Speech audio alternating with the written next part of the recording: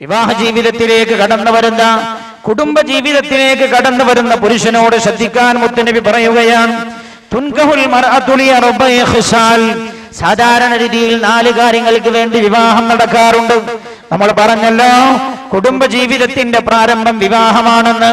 പുണ്യ നബി സല്ലല്ലാഹു അലൈഹി വസല്ലമ തങ്ങൾ ഈ ഘട്ടത്തിൽ തന്നെ ശ്രദ്ധിക്കാൻ കൽപ്പിക്കുകയാണ്.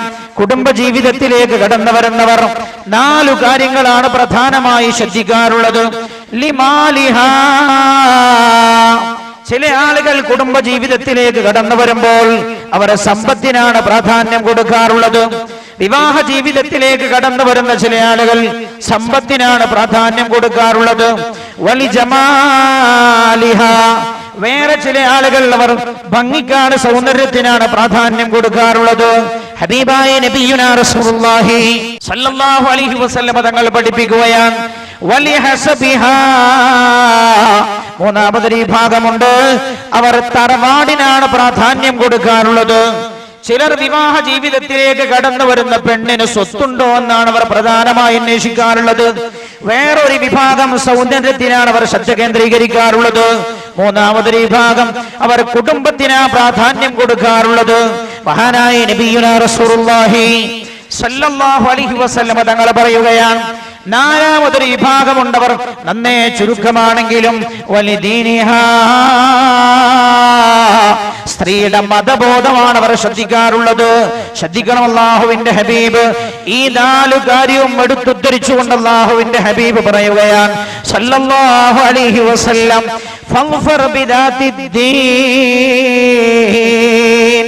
فاظفر بذات الدين فاظفر بذات الدين تربت يداك فاظفر بذات الدين. മതബോധമുള്ള പെണ്ണിനെ ജീവിതത്തിലേക്ക് കൊണ്ടുവന്നുകൊണ്ട് ഫഗ്ഫർ, നിങ്ങൾ ജീവിതത്തിൽ വിജയിച്ചോളൂവെന്ന്, കുടുംബ ജീവിതത്തിൽ വിജയിച്ചോളൂവെന്ന് ഹബീബായ നബിയുനാ മുഹമ്മദ് മുസ്തഫ സല്ലല്ലാഹു അലൈഹി വസല്ലം മാതൃകാ കുടുംബം എന്ന വിഷയം നമ്മൾ ചർച്ച ചെയ്യുമ്പോൾ ഒന്നാമതായി ഓർമ്മപ്പെടുത്താനുള്ളത്, കുടുംബ ജീവിതത്തിലേക്ക് കടക്കുമ്പോഴേ ശ്രദ്ധിക്കണമെന്നാ പുണ്യനബി പറഞ്ഞത്. അതിൽ പുരുഷനോട് ശ്രദ്ധിക്കാൻ പറഞ്ഞത്, നല്ല കുടുംബം ജനിക്കണോ നിനക്ക്, നല്ല കുടുംബത്തിന്റെ ആളാവണോ നിനക്ക്. നേരത്തെ നമ്മൾ ഉദ്ധരിച്ച ഖുർആൻ പഠിപ്പിച്ച പ്രാർത്ഥനയുണ്ടല്ലോ, റബ്ബനാ ഹബ് ലനാ മിൻ അസ്വാജിനാ വദുർരിയാതിനാ ഖുർറത അയ്യുനിൻ വജഅൽനാ ലിൽ മുത്തഖീന ഇമാമ. എന്താണ് ആ പ്രാർത്ഥനയുടെ പ്രസക്തി? കാലഘട്ടങ്ങളിൽ യുഗങ്ങൾ കടന്നു പോകുമ്പോഴും എല്ലാ കാലഘട്ടങ്ങളിലും പ്രസക്തമാണ് ഖുർആൻ പഠിപ്പിച്ച ഈ പ്രാർത്ഥന. നല്ലപോലെ ശ്രദ്ധിക്കേണ്ട പ്രിയമുള്ള സഹോദര, എന്തെല്ലാം കാര്യങ്ങൾ ഒരു മനുഷ്യന് ആവശ്യമുണ്ട്, എല്ലാം ദുആ ചെയ്യേണ്ട വാക്കുകൾ ഖുർആൻ പഠിപ്പിച്ചില്ല. ആവശ്യമുള്ളതെല്ലാം നിങ്ങൾ റബ്ബിനോട് നിങ്ങൾക്കറിയാവുന്ന ഭാഷയിൽ ചോദിച്ചോളൂ. ഏതാനും ചില പ്രാർത്ഥനകൾ മാത്രമാ വിശുദ്ധ ഖുർആൻ എടുത്തുദ്ധരിച്ചത്. എല്ലാ പ്രാർത്ഥനയുടെയും അക്ഷരങ്ങളും അതിന്റെ വാക്കുകളും വിശുദ്ധ ഖുർആൻ പഠിപ്പിച്ചില്ല. ഏതാനും ചില പ്രാർത്ഥനകളാ വിശുദ്ധ ഖുർആൻ നേരെ അല്ലാഹു തന്റെ അടിമകളെ ഖുർആനിലൂടെ പഠിപ്പിച്ചത്. അതിലെ പ്രധാനപ്പെട്ട ഒരു പ്രാർത്ഥന ശ്രദ്ധിച്ചോളൂ നിങ്ങൾ. റബ്ബനാ ഹബ് ലനാ മിൻ അസ്വാജിനാ വദുർരിയാതിനാ ഖുർറത അയ്യുനിൻ വജഅൽനാ ലിൽ മുത്തഖീന ഇമാമ. റബ്ബനാ, ഞങ്ങളുടെ രക്ഷിതാവേ, ഹബ്ലന, ഞങ്ങൾക്ക് നീ ഔദാര്യമായി നൽകണേ തമ്പുരാനെ, ഓശാരമായി തരണേ അല്ലാഹ്. റബ്ബന ഹബ്ലന മിൻ അസ്വാജിനാ, ഞങ്ങളുടെ ഭാര്യമാരിൽ നിന്ന്, വദുർരിയാതിനാ, ഞങ്ങളുടെ മക്കളിൽ നിന്നും, ഖുർറത അയ്യുനിൻ, കൺകുളിർമയേകുന്നവരെ നൽകണമേ തമ്പുരാനെ. നല്ല പോലെ ശ്രദ്ധിക്കൂ ഖുർആൻ. എന്നിട്ട് തൊട്ടടുത്ത് ഖുർആൻ പറയുകയാണ്, വജഅൽനാ ലിൽ മുത്തഖീന ഇമാമാ. കൺകുളിർമയേകുന്ന ഭാര്യമാരെയും മക്കളെയും തരണേ എന്ന് ദുആ ചെയ്യാൻ അല്ലാഹു പറഞ്ഞിട്ട് അതിന്റെ തൊട്ടടുത്ത് ഖുർആൻ പറഞ്ഞത്, മുത്തഖീങ്ങൾക്ക് ഞങ്ങളെ ഇമാമാക്കണമേ തമ്പുരാനെ. അപ്പൊ എന്താ പറഞ്ഞതിന്റെ അർത്ഥം? കൺകുളിർമയേകുന്ന ഭാര്യമാരുണ്ടാകണോ, കൺകുളിർമയേകുന്ന മക്കളുണ്ടാകണോ, ആ മക്കൾ തഖ്വയുള്ളവരാകണേ എന്ന് വിശുദ്ധ ഖുർആൻ പഠിപ്പിക്കുകയാണ്. വജഅൽനാ ലിൽ മുത്തഖീന ഇമാമാ. മുത്തഖീങ്ങൾക്ക് ഞങ്ങളുടെ ഇമാമാക്കണേ തമ്പുരാനെ എന്ന് ദുആ ചെയ്യാനാ ഖുർആൻ പഠിപ്പിക്കുന്നത്. ഞാൻ ഓർമ്മപ്പെടുത്തട്ടെ നിങ്ങളോട്, അല്ലാഹുവിനെ ഭയപ്പെട്ട് ജീവിക്കുന്ന ഒരു പെണ്ണില്ലാതെ ഭർത്താവിന് തന്റെ കുടുംബ ജീവിതത്തിൽ സമാധാനം പൂർണ്ണമായി നൽകാൻ കഴിയില്ല. അല്ലാഹുവിനെ ഭയപ്പെടുന്ന മക്കളിലൂടെ അല്ലാതെ കുടുംബത്തിൽ സമാധാനം പുരലില്ലെന്ന് പ്രിയമുള്ള സഹോദര, ഞാൻ ചോദിക്കട്ടെ നിങ്ങളോട്, എത്രയെത്ര കുടുംബങ്ങളുണ്ട്, മാതാപിതാക്കളുണ്ട്, കരഞ്ഞു കഴിയുകയാണവർ, കരഞ്ഞു കഴിയുകയാണ്. 18 വയസ്സ് പ്രായമായി കുഞ്ഞുമോളെ വിവാഹം കഴിക്കാനുള്ള സമയമെടുത്തു വന്നുകൊണ്ടിരിക്കുകയാണ്. ഭർത്താവിനെ അന്വേഷിച്ചു കൊണ്ടിരിക്കുന്ന പിതാവ് നല്ല ഒരുത്തന്റെ കയ്യിലാവണം തന്റെ മകളെ കല്യാണം ചെയ്തേക്കേണ്ടത്, തന്റെ മകളുടെ ഉത്തരവാദിത്വം ഏൽപ്പിക്കേണ്ടത് നല്ല ഒരു ചെറുപ്പക്കാരന്റെ കയ്യിലായിരിക്കണമെന്ന് വാപ്പ ആലോചിക്കുകയും അന്വേഷിക്കുകയും ചെയ്യുന്ന ഘട്ടത്തിലാണ് ഒരു സുപ്രഭാതത്തിൽ തനിക്ക് വെളിച്ചമാകേണ്ട സന്തോഷമാകേണ്ട മകൾ കണ്ണുനീരായി മാറുന്ന വിവരം പിതാവ് അറിയുന്നത്. എന്തേ കാരണം? നല്ല പോലെ ശ്രദ്ധിക്കണം.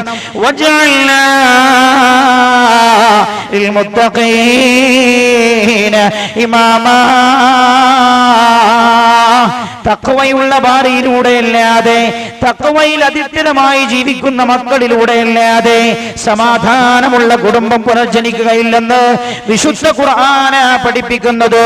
ഹബീബായ നബിയുന മുഹമ്മദ് മുസ്തഫ സല്ലല്ലാഹു അലൈഹി വസല്ലമ തങ്ങൾ അതുകൊണ്ടാണ് ഒന്നാമതായി ശ്രദ്ധിക്കാൻ പറഞ്ഞത്. വിവാഹം കഴിക്കുമ്പോഴാ ശ്രദ്ധിക്കേണ്ടത്, വിവാഹം കഴിഞ്ഞിട്ടല്ല. കഴിഞ്ഞിട്ട് ശ്രദ്ധിക്കേണ്ട ചില കാര്യങ്ങളുണ്ട്.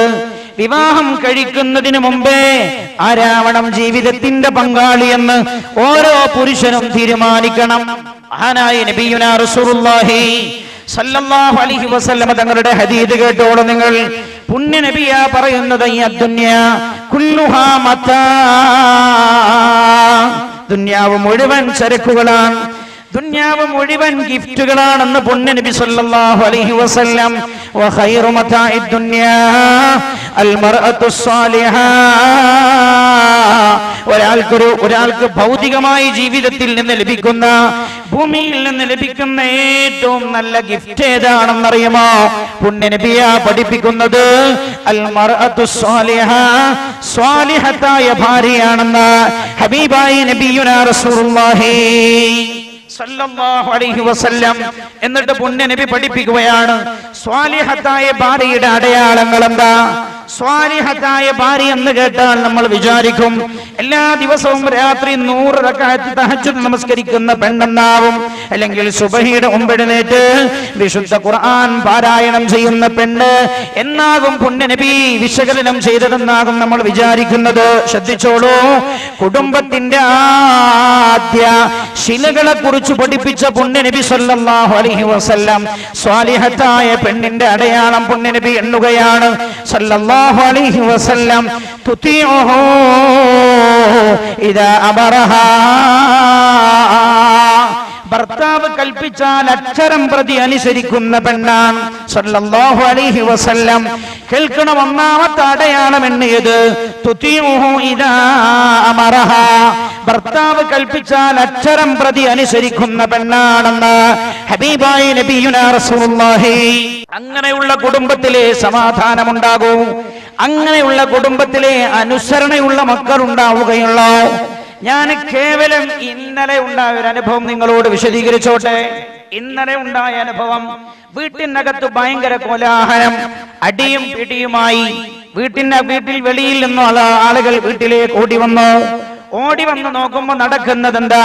നടക്കുന്നത് പുറമേ നിന്ന് വന്ന ആളുകൾ കേൾക്കുന്നത്, വീട്ടിലെ തന്റെ പിതാവിനെ 16 വയസ്സുള്ള കുഞ്ഞുമോൻ ചീത്ത വിളിക്കുകയാണ്. ചീത്ത വിളിക്കുന്നു. എന്താ കാരണം? പാപ്പ ഇവനെ അടിച്ചതാണ്. ഇവനിൽ കണ്ട ഒരു മര്യാദക്കേട് പറഞ്ഞു തിരുത്താൻ ശ്രമിച്ചപ്പോ അവൻ പിതാവിനെ നേരെ കയർക്കാൻ തുടങ്ങി. കയർത്തപ്പോ പിതാവ് അവനെ അടിച്ചവൻ പിതാവിനെ ചീത്ത വിളിക്കാൻ വാക്ക് പോലും ഇവിടുന്ന് പറയാൻ പറ്റില്ല, അത്ര മോശമായിട്ടാ ചീത്ത വിളിച്ചത്. ഈ വിഷയം ചർച്ച ചെയ്ത സമയത്ത് ഞാൻ ആ വിഷയം പറഞ്ഞ ആളോട് ചോദിച്ചു, എന്നിട്ട് ഇവൻ ഈ വാപ്പയെ ചീത്ത വിളിക്കുമ്പോ ഭാര്യ അടുത്തുണ്ടായിരുന്നില്ലേ എന്ന് ചോദിച്ചു. അപ്പൊ എന്നോട് പറഞ്ഞു, ഉസ്താദേ, മക്കൾ വാപ്പയെ ചീത്ത വിളിക്കാൻ ധൈര്യം കാണിച്ചത് ഞങ്ങൾ മനസ്സിലാക്കുന്നത് ഭാര്യയുടെ സ്വഭാവം കണ്ട മകൻ ഇത് പഠിച്ചതെന്നാണ്. കാരണം ഭാര്യയാളെ ചീത്ത വിളിക്കാറുണ്ട്. മക്കളുടെ മുമ്പിൽ വെച്ച് നല്ലപോലെ ശ്രദ്ധിക്കണം.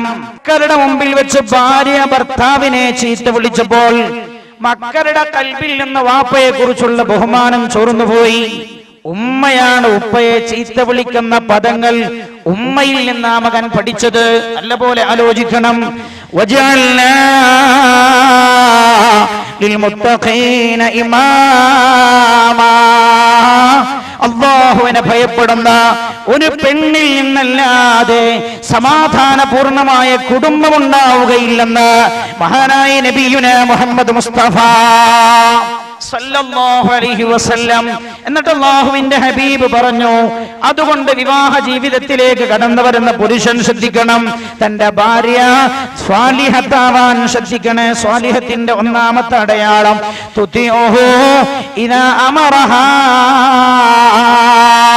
ഭർത്താവ് കൽപ്പിച്ചാൽ അക്ഷരം പ്രതി അനുസരിക്കുന്നവളാണവൾ. രണ്ടാമത്തതോ ശ്രദ്ധിച്ചോളൂ, പുണ്യനബി പറഞ്ഞു, രണ്ടാമത്തെ അടയാളം സല്ലല്ലാഹു അലൈഹി വസല്ലം തുസുറുഹു ഇദാ നദറ ഇലൈഹാ. ഭർത്താവ് തന്നെ നോക്കുമ്പോൾ തന്നെ ഭർത്താവിനെ സന്തോഷിപ്പിക്കുന്നവളാണവൾ. സ്വാലിഹത്തായ ഭാര്യയുടെ അടയാളം ഭർത്താവ് നോക്കുമ്പോൾ തന്നെ ഭർത്താവിനെ സന്തോഷിപ്പിക്കുന്നവളാണവൾ. മഹാനായ നബിയുനാ റസൂലുള്ളാഹി. മനഃശാസ്ത്രം ഇപ്പൊ പറയുന്നുണ്ട്, മനഃശാസ്ത്രം ഏറ്റവും പുതിയ പഠനം എന്താ മനഃശാസ്ത്രം പറയുന്നത്?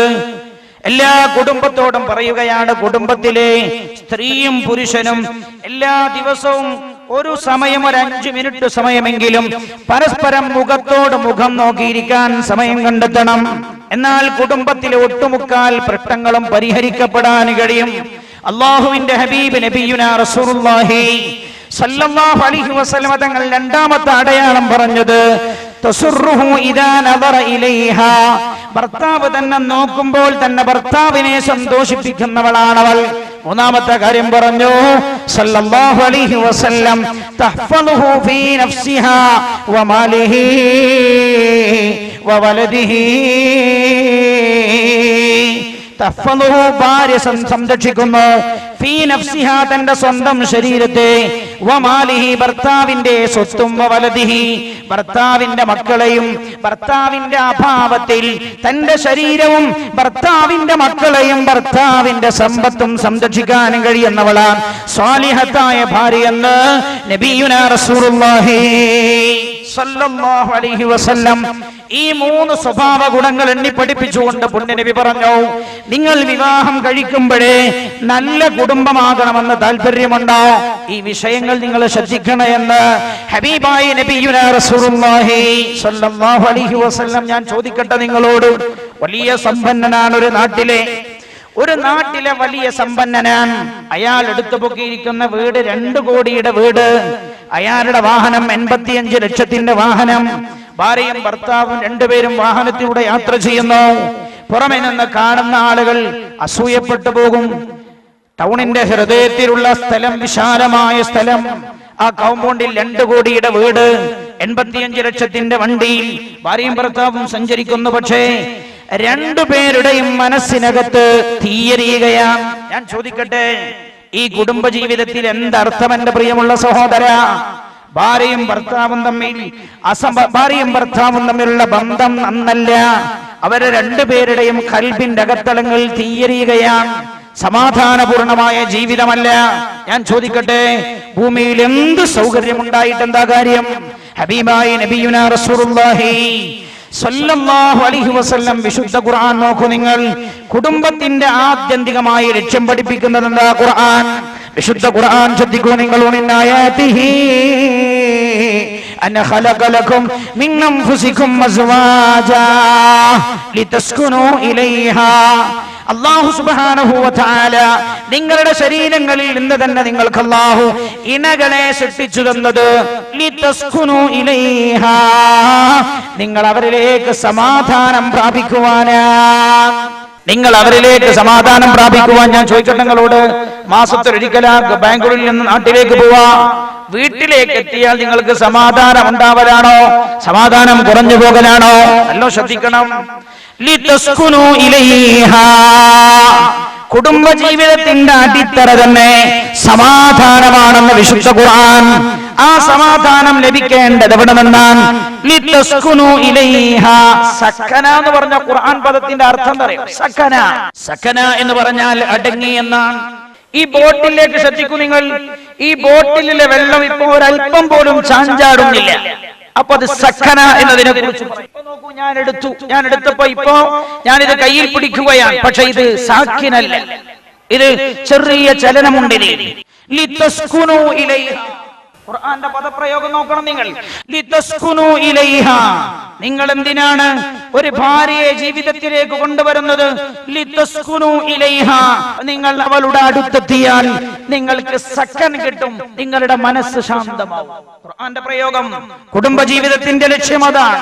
ഞാൻ ചോദിക്കട്ടെ നിങ്ങളോട്, നമ്മുടെ ഭാര്യമാരുടെ അടുത്തേക്ക് എത്തുമ്പോൾ നമ്മുടെ മനസ്സ് ശാന്തമാകലാണോ ഇളകി വശാവലാണോ? പലപ്പോഴും പറയാറില്ലേ, ഈ ആഴ്ച ഞാൻ പോവില്ല, അടുത്ത ആഴ്ച പോകും. എന്താ? കുടുങ്ങിയിട്ട് പോവാ. പല ആളുകളും കുടുങ്ങിയിട്ടാ പോണത്. എന്താ അർത്ഥം? കുടുംബ ജീവിതത്തിന്റെ ലക്ഷ്യം സാക്ഷാത്കരിക്കാനും കഴിഞ്ഞില്ല. എന്തുകൊണ്ട്? കുടുംബ ജീവിതത്തിലേക്ക് കടന്നു വരുമ്പോ ശ്രദ്ധിച്ചില്ല. ഒരിക്കൽ ഒരു ചെറുപ്പക്കാരനോട് എന്നോട് പറഞ്ഞു, എനിക്ക് 12 ലക്ഷത്തിന്റെ ഇന്നോവയാണ് സ്ത്രീധനായിട്ട് കിട്ടിയത്. അപ്പൊ വേറൊരുത്തൻ പറഞ്ഞു, ഉസ്താദേ, ഓനാ ബന്ധം തുടർന്നു പോകാൻ സാധ്യത ഉണ്ടെന്ന് എനിക്ക് തോന്നുന്നില്ല. ഞാൻ ചോദിച്ചെന്താ? ഒരിക്കലും സംസാരിക്കുമ്പോ എന്നോട് പറഞ്ഞു, എന്താടാ ഇന്നോവൊക്കെ കിട്ടിയില്ലേ, ഇനിയിപ്പോ ഞാൻ വേറെ കല്യാണം കഴിച്ചാലും കുഴപ്പമൊന്നുമില്ലല്ലോ, ഓളാടന്നോട്ടെ സ്റ്റെപ്പിനായിട്ട്, ഓളെ കാണാൻ അത്ര ചുരുക്കൊന്നുമില്ല എന്ന് അവൻ പറഞ്ഞു. ചുരുക്കില്ലാത്തതുകൊണ്ട് പിന്നെ എന്തിനോട് നീ കിട്ടിയെന്ന് ചോദിച്ചപ്പോ പറഞ്ഞു, ഞാൻ കുറച്ച് സ്വത്ത് മോഹിച്ച് കിട്ടിയതാണ്, ഞാൻ അല്പം സ്വത്ത് മോഹിച്ച് കിട്ടിയതാണ്. ഞാൻ ഓർമ്മപ്പെടുത്തട്ടെ, ആദ്യ പടിയിൽ നമ്മൾ ശ്രദ്ധിച്ചില്ലേ, ജീവിതം മുഴുവൻ നമ്മൾ കരയേണ്ടി വരും. മഹാനായ നബിയുനാ റസൂലുള്ളാഹി സല്ലല്ലാഹു അലൈഹി വസല്ലം തങ്ങൾ പഠിപ്പിച്ചോ, പെണ്ണിനോട് പറഞ്ഞോ, പുണ്യ നബി സല്ലല്ലാഹു അലൈഹി വസല്ലം. പല രീതിയിലുമുള്ള വീക്ഷണങ്ങളും നമ്മുടെ സമൂഹത്തെ ആകെ വന്ന് വലയം ചെയ്തിട്ടുണ്ട്. പെണ്ണിനോട് പുണ്യ നബി പറഞ്ഞെന്താ? കുടുംബ ജീവിതത്തിൽ വിജയിക്കണോ, നീ നിന്റെ ഭർത്താവിനെ തെരഞ്ഞെടുക്കുമ്പോ ശ്രദ്ധിക്കണം. മഹാനായ നബിയുനാ റസൂലുള്ളാഹി പലപ്പോഴും പെണ്ണിനോട് പറയുന്നതിന് പകരം പുണ്യ നബി പെണ്ണിന്റെ പിതാവിനോടാ പറഞ്ഞത്, രക്ഷിതാവിനോടാ അല്ലാഹുവിന്റെ ഹബീബ് പറഞ്ഞത്. എന്താ കാര്യം? ഇപ്പൊ കേരളത്തിൽ പ്രമാദമായ ഒരു വിഷയം നടക്കുന്നുണ്ടല്ലോ, കേസ്. കേരള ഗവൺമെന്റിനെ പോലും പ്രതികൂട്ടിൽ നിർത്തിയിട്ട് പ്രമാദമായ ഒരു കേസിന് തുടക്കം കുറിച്ചിരിക്കുകയാണ്. അന്വേഷണങ്ങൾ ദ്രുതഗതിയിൽ നടന്നുകൊണ്ടിരിക്കുന്നു. ആ വിഷയത്തിൽ നിങ്ങൾ ശ്രദ്ധിച്ചോ? ഏറ്റവും വലിയ പ്രതിയായിരുന്ന ഒരാൾ, ആ ആൾ ആദ്യം വിവാഹം ചെയ്ത പെണ്ണിനെ കൊല ചെയ്തു എന്ന് അയാൾ സമ്മതിച്ചല്ലോ. കൊല ചെയ്തു. ഈ പെണ്ണ് ഇയാളുടെ ജീവിതത്തിലേക്ക് എങ്ങനെയാ കടന്നു വന്നത്? ലോകം ഇവിടെ പഠിക്കേണ്ട ഒരുപാട് പാഠങ്ങളുണ്ട് എന്റെ പ്രിയമുള്ള സഹോദരങ്ങളെ. അള്ളാഹുവിന്റെ ഹബീബ് 14 നൂറ്റാണ്ട് മുമ്പ് പറഞ്ഞ കാര്യം എത്ര സത്യം. എന്നിട്ടും ഞാൻ ആലോചിച്ചു നോക്കുന്നത്, പല ആളുകളുടെയും കണ്ണ് തുറപ്പിക്കാൻ ഇതൊന്നും പര്യാപ്തമായില്ലല്ലോ. ഇപ്പോഴും പറഞ്ഞെന്താ അറിയോ? ഒരു സ്ത്രീയും പുരുഷനും വിവാഹപൂർവമായി അവർ നടത്തിയ ലൈംഗിക ബന്ധം അവരുടെ വിവാഹമായി കണക്കാക്കാം. ഞാൻ ചോദിക്കട്ടെ, സമൂഹത്തിന്റെ അടിത്തറ തകർന്നു പോകില്ലേ? ഒരു വിധി പറയുമ്പോ രാജ്യത്തെ തന്നെ ആകമാനം ബാധിക്കാവുന്ന ഒരു വിധിയാകുമ്പോ ശ്രദ്ധിച്ചല്ലേ എന്റെ പ്രിയമുള്ള സഹോദരങ്ങളെ പറയേണ്ടത്? ഈ പെണ്ണ് ഈ പ്രതിയുമായുള്ള പ്രേമബദ്ധരായപ്പോ കുടുംബം എതിർത്തല്ലോ. കുടുംബം എതിർത്തപ്പോ ഈ പെണ്ണവന്റെ കൂടെ ഒളിച്ചോടിപ്പോയി എന്ന് പത്രങ്ങൾ എഴുതിയില്ലേ? പെണ്ണിനെ തട്ടിക്കൊണ്ടുപോയി. പെണ്ണച്ഛനമ്മയെ വഴിമാറ്റി അവരെ മാറ്റി നിർത്തിയിട്ട് അവന്റെ കൂടെ പോയി. എന്നിട്ട് പത്രങ്ങൾ ഇപ്പോഴായി എഴുതുന്നത് ആ പെണ്ണ് കാലെടുത്ത് വെച്ചത് വൻ ദുരന്തത്തിലേക്കായിരുന്നുവെന്ന്. ആ ദുരന്തത്തിൽ പെണ്ണ് പോയി പെടാതിരിക്കാനാ അല്ലാഹുവിന്റെ ഹബീബ് നബിയുനാ റസൂലുള്ളാഹി സല്ലല്ലാഹു അലൈഹി വസല്ലം വിശുദ്ധമായ ദീൻ പെണ്ണിന്റെ കാര്യം പറഞ്ഞപ്പോഴൊക്കെ പിതാവിന്റെ കയ്യിൽ ആ കാര്യം ഏൽപ്പിച്ചത്. കാരണം കേവലം 16-18 വയസ്സ് പ്രായമായ പെണ്ണിന് തന്റെ ജീവിതത്തിന്റെ പങ്കാളിയായി ആര് വരണമെന്ന് തീരുമാനിക്കാൻ അവരുടെ പ്രായത്തിലെ ചിന്ത ഒരുപക്ഷെ അവൾക്ക് വ്യക്തമായി തെരഞ്ഞെടുക്കാനുള്ള അവരുടെ പ്രായത്തിന്റെ പക്വത അതിന് മാത്രം എത്തിയിട്ടില്ലാത്തത് കൊണ്ട് വ്യക്തമായൊരു ജീവിത പങ്കാളിയെ അവൾക്ക് തെരഞ്ഞെടുക്കാൻ കഴിഞ്ഞുകൊള്ളണമെന്നില്ല. അതുകൊണ്ടാണ് അല്ലാഹുവിന്റെ ഹബീബ് നബിയുനാ റസൂലുള്ളാഹി സല്ലല്ലാഹു അലൈഹി വസല്ലം തങ്ങൾ പിതാവിനെ ഏൽപ്പിച്ചു. എന്നിട്ട് റസൂലുള്ളാഹി പറഞ്ഞു, ഇൻ ജാഅകും മൻ തർലൗന ദീനഹു വ ഖുലുഖ ഫസവ്വിജു. ഇൻ ജാഅകും നിങ്ങളുടെ അടുത്ത് വന്നാൽ മൻ തർലൗന ദീനഹു വ ഖുലുഖ നല്ല മതബോധമുള്ള സൽസ്വഭാവമുള്ള ചെറുപ്പക്കാർ, ആ ചെറുപ്പക്കാരെ നിങ്ങൾ കണ്ടെത്തിയാൽ ഫസവ്വിജു, അത്തരത്തിലുള്ള ആളുകൾക്ക് നിങ്ങളുടെ മക്കളെ നിങ്ങൾ കല്യാണം ചെയ്തു കൊടുക്കേണ്ടത് ഏറെ പ്രസക്തമാണിത്. നമ്മൾ കല്യാണം കഴിഞ്ഞിട്ട് ചിന്തിച്ച കാര്യമില്ലല്ലോ. പുതിയാപ്പിള മോശമായി പോയി, അയാള് മകളെ നോക്കുന്നില്ല. മകളെ നോക്കുന്നവനാണോ? പടച്ച റബ്ബിനെ പേടിയുള്ളവനാണോ? അള്ളാഹുവിനെ പടച്ച റബ്ബിന്റെ നാമം ഉച്ചരിച്ചുകൊണ്ട് തന്റെ ഭാര്യയാകുന്ന പെണ്ണിനെ ഏറ്റെടുക്കുമ്പോ അള്ളാഹുവിനെ ഭയപ്പെട്ട പെണ്ണിനെ ഏറ്റെടുത്തു വളർത്താൻ സംരക്ഷിക്കാനുള്ള ബോധമുള്ളവനാണോ ഇവനെന്ന് ശ്രദ്ധിക്കേണ്ടത് എപ്പോഴാ? വിവാഹം കഴിയുന്നതിന് മുമ്പ്. ഞാൻ ഓർമ്മപ്പെടുത്തട്ടെ നിങ്ങളോട്, ജീവിതത്തിലുണ്ടായ വലിയൊരു അനുഭവമുണ്ട്. ഒരിക്കൽ ഒരു കുടുംബത്തിൽ രണ്ടുപേര് തമ്മിൽ ചർച്ച നടക്കുന്ന സമയത്ത് ഇയാൾ പറഞ്ഞു, മറ്റേ ആളുടെ കുടുംബത്തിലേക്ക് ഒരു വിവാഹാന്വേഷണം ഉണ്ട്, അത് ഈ ആൾ അറിയുന്ന ആളാണ്. അപ്പൊ ഇയാളോട് ഇയാൾ ചോദിച്ചു, നമുക്ക് ആ ബന്ധം എങ്ങനെയെന്ന് ചോദിച്ചു. അപ്പൊ ആ കുടുംബത്തിലെ ഇന്നാലിന്ന ആളെ നമ്മൾ പുതിയാപ്പിള എടുക്കാൻ ഉദ്ദേശിക്കുന്നുണ്ട്. അപ്പൊ ഇയാൾ പറഞ്ഞു, നിങ്ങൾക്ക് വേണ്ടെന്ന് പറഞ്ഞു, നിങ്ങൾക്ക് വേണ്ട. അപ്പൊ ഇയാളോട് ചോദിച്ചു, നിങ്ങൾ അങ്ങനെ പറയണമെന്ന്. വീണ്ടും അയാൾ പറഞ്ഞു, നിങ്ങൾക്കത് വേണ്ടെന്ന് പറഞ്ഞു. പിന്നെയും ചോദിച്ചു, നിങ്ങൾ എന്താ അങ്ങനെ പറയുന്നത്? അപ്പൊ പറഞ്ഞു, നിങ്ങൾക്കത് വേണ്ട. നിർബന്ധിപ്പിച്ച് ഇയാൾ പറഞ്ഞു, അയാൾ ഇടക്കിടക്ക് കുടിക്കാറുണ്ട് എന്ന് പറഞ്ഞു. കുടിക്കാറുണ്ടെന്ന് പറഞ്ഞപ്പോ ഈ പെണ്ണിന്റെ ആങ്ങളെ തൊട്ടടുത്തുണ്ട്. ആങ്ങളെ ഉടനെ ചോദിച്ചത്ര, വാപ്പ മരിച്ചു പോയിട്ടുണ്ട്. ആങ്ങളെ ചോദിച്ചത്ര ഇവനോട്, ഈ പറഞ്ഞ ആളോട്, എന്നും കുടിക്കാറുണ്ടോന്ന് ചോദിച്ചു. എന്നും കുടിക്കാറുണ്ടോ ചോദിച്ചപ്പോ പറഞ്ഞു, എന്നും കുടിക്കാറില്ല. എന്നും കുടിക്കണം ഞാൻ അറിയില്ല, ഇടക്കൊക്കെ കുടിക്കാറുണ്ട്. അപ്പൊ ആങ്ങളെ പറഞ്ഞത്ര, എന്നും കുടിക്കാണെങ്കിലേ പ്രശ്നമുള്ളൂ, ഇടക്കൊക്കെ കുടിക്കാണെങ്കിൽ പ്രശ്നമില്ല, കുടിക്കണമെന്ന് വീട്ടിലേക്ക് വരണ്ടെന്ന് പറഞ്ഞാൽ മതിയല്ലോ. അപ്പൊ അന്വേഷിച്ച് നോക്കുമ്പോഴാണ് അലിയനും കുറച്ച് കുടിക്കണ ആളാണ്. അപ്പൊ യോജിച്ച പുതിയാപ്പിളിനെ കിട്ടിയ. ഞാൻ ചോദിക്കട്ടെ, മുറുകുടിയനാണ്. നമ്മൾ വിവാഹശേഷമല്ല അന്വേഷിക്കേണ്ടത്, വിവാഹത്തിന് മുമ്പേ നമ്മൾ അന്വേഷിക്കണം. വിവാഹത്തിന് മുമ്പേ നമ്മൾ ശ്രദ്ധിക്കണം, മതബോധമുണ്ടോ, സൽസ്വഭാവമുണ്ടോ. ഇന്നത്തെ പെണ്ണുങ്ങളുടെ ഒക്കെ ഇന്നത്തെ വളർന്നു വരുന്ന പെൺകുട്ടികളുടെ ഈ വിഷയത്തിലുള്ള രീതിയൊക്കെ മാറിപ്പോയുള്ള കാരണം എന്താ? മാറ്റിയത് പലതുമാണ് അല്ലേ? എന്നോട് ഒരു പെണ്ണുകാണൽ ചടങ്ങിനെ കുറിച്ച് ഒരാൾ പറഞ്ഞു. പെണ്ണുകാണൽ ചടങ്ങൊക്കെ കഴിഞ്ഞു വന്നു, ചെറുപ്പക്കാരന് പെണ്ണിനെ നല്ല ഇഷ്ടമായിട്ടുണ്ട്. പെണ്ണിനോട് ചോദിച്ചു, ഇപ്പൊ ബ്രോക്കർ വിളിച്ചിട്ട് ചോദിച്ചു പുതിയാപ്പിളോട് എങ്ങനെ? അപ്പൊ പറഞ്ഞു, വിവാഹമാവാം, കുഴപ്പമില്ല, എനിക്ക് ഇഷ്ടപ്പെട്ടിട്ടുണ്ട്. പെണ്ണിന്റെ വാപ്പ ചോദിച്ചത്രേ, എങ്ങനെയുണ്ട്, നിനക്ക് വിവാഹം നടത്തിക്കോട്ടെ, അവനെ നിന്നെ ഇഷ്ടമാണെന്ന് പറഞ്ഞപ്പോ പെണ്ണ് പറഞ്ഞത്രേ, എനിക്ക് അവൻ ഇഷ്ടമായിട്ടില്ല. അപ്പൊ വായ്പ ചോദിച്ചു, എന്താ കാരണം? അപ്പൊ പറഞ്ഞത്രേ, ഓന് തുണി ഉടുത്തിട്ടാ പെണ്ണ് കാണാൻ വന്നത്. ഇന്ന് വല്ല ചെറുപ്പക്കാരുണ്ടോ തുണി ഉടുത്ത് പെണ്ണ് കാണാൻ പോണോല്ലേ? നിങ്ങൾ ചിന്തിക്ക്. ഞാൻ സമൂഹത്തിലെ ഉണ്ടായൊരനുഭവം, ഒരു വർഷം മുമ്പ് ഒരു കുടുംബത്തിലെ ആൾ എന്നോട് പറഞ്ഞതാണ്. സമൂഹത്തിലെ ധാരണ മാറി. ഞാൻ ഓർമ്മപ്പെടുത്തട്ടെ നിങ്ങളോട്, ഇങ്ങനെയുള്ള വികലമായ ചിന്തയിൽ നിന്ന് ഒരുമിച്ച് കൂടുന്ന കുടുംബത്തിലെ സ്ത്രീയും പുരുഷനിൽ നിന്നും ഒരിക്കലും സംസ്കാര സമ്പന്നമായ ഒരു കുടുംബത്തെ നമ്മൾ പ്രതീക്ഷിക്കേണ്ടതില്ല. ഹബീബായ നബിയുനാ റസൂലുള്ളാഹി സ്വല്ലല്ലാഹു അലൈഹി വസല്ലമ തങ്ങൾ പറഞ്ഞത്, നല്ല നമ്മൾ ചെറുപ്പത്തിലെ പറയാറില്ലേ, വിത്ത് ഗുണം 10 ഗുണം, വിത്ത് ഗുണം 10 ഗുണം. നമ്മുടെ വിഷയം എന്താ? നമ്മുടെ വിഷയം നമ്മുടെ വിഷയം മാതൃകാ കുടുംബം പരിവർത്തനത്തിന്റെ ആദ്യ പാഠശാല എന്നാണ്. ആർക്കാണ് പാഠമാകുന്നത്? അല്ലെങ്കിൽ ആദ്യ പാഠശാലയിൽ നിന്ന് വളർന്നു വരേണ്ടതാരാ? മക്കളാണല്ലോ. പുണ്യ നബി സല്ലല്ലാഹു അലൈഹി വസല്ലം ശ്രദ്ധിച്ചോളൂ. എന്തുകൊണ്ട് സമൂഹം മോശമാകുന്നുവെന്ന് ചോദിച്ചാൽ ഉത്തരം ഒന്ന് മാത്രമാണ്, മാതാപിതാക്കൾ മോശമായി എന്നാണ്. ഹബീബായ നബിയുനാ റസൂലുള്ളാഹി സ്വല്ലല്ലാഹു അലൈഹി വസല്ലം തങ്ങളുടെ ഏറെ ഈ വിഷയം ചർച്ച ചെയ്യാൻ മാത്രമുള്ള സമയം നമ്മുടെ മുമ്പിലില്ലല്ലോ. വളരെ പ്രസക്തമായി ചില ഭാഗത്തേക്ക് നമ്മൾ കടന്നു വരികയാണ്. പുണ്യ നബി സല്ലല്ലാഹു അലൈഹി വസല്ലം തങ്ങൾ, അല്ലാഹുവിന്റെ ഹബീബ് സല്ലല്ലാഹു അലൈഹി വസല്ലം തങ്ങളുടെ വളരെ പ്രസക്തമായ ഒരു ഹദീസ് ശ്രദ്ധിച്ചോളൂ. കുല്ലു മൗലൂദിൻ യൂലദു അലൽ ഫിത്ര ഫഅബവാഹു യുഹബ്ബിദാനിഹി ഔ യുനസ്സിറാനിഹി ഔ യുമജ്ജിസാനി. കുല്ലു മൗലൂദിൻ യൂലദു അലൽ ഫിത്ര, എല്ലാ കുഞ്ഞുങ്ങളും ജനിച്ചു വീഴുന്നത് സുന്ദരമായ പ്രകൃതത്തിന്റെ മേലിലാണ്. ഫഅബവാഹു, അവന്റെ മാതാപിതാക്കളാണ്. യുഹബ്ബിദാനിഹി ഔ യുനസ്സിറാനിഹി ഔ യുമജ്ജിസാനി, അവന്റെ മാതാപിതാക്കളാണ് അവനെ നാശമാക്കി കളയുന്നതുണ്ട്. മഹാനായ നബിയുനാ മുഹമ്മദ് മുസ്തഫ സല്ലല്ലാഹു അലൈഹി വസല്ലം. അതുകൊണ്ട് തന്നെ നല്ല ഒരു തലമുറയെ നമ്മൾ ആഗ്രഹിക്കുന്നവോ, ആദ്യം നന്നാവേണ്ടതാരാ? ആദ്യം നന്നാവേണ്ടത് ഈ തലമുറയെ സൃഷ്ടിക്കുന്ന മാതാവും പിതാവുമാണ്. നല്ലപോലെ ശ്രദ്ധിക്കണം. അതുകൊണ്ട് തന്നെ ഏതൊരു സമൂഹത്തിന്റെയും ആദ്യത്തെ പാഠശാല ആ സമൂഹത്തെ ജനിപ്പിക്കുന്ന പിതാവാണ്, മാതാവാണെന്ന് മഹാനായ നബിയുനാ റസൂലുള്ളാഹി സ്വല്ലല്ലാഹു അലൈഹി വസല്ലം.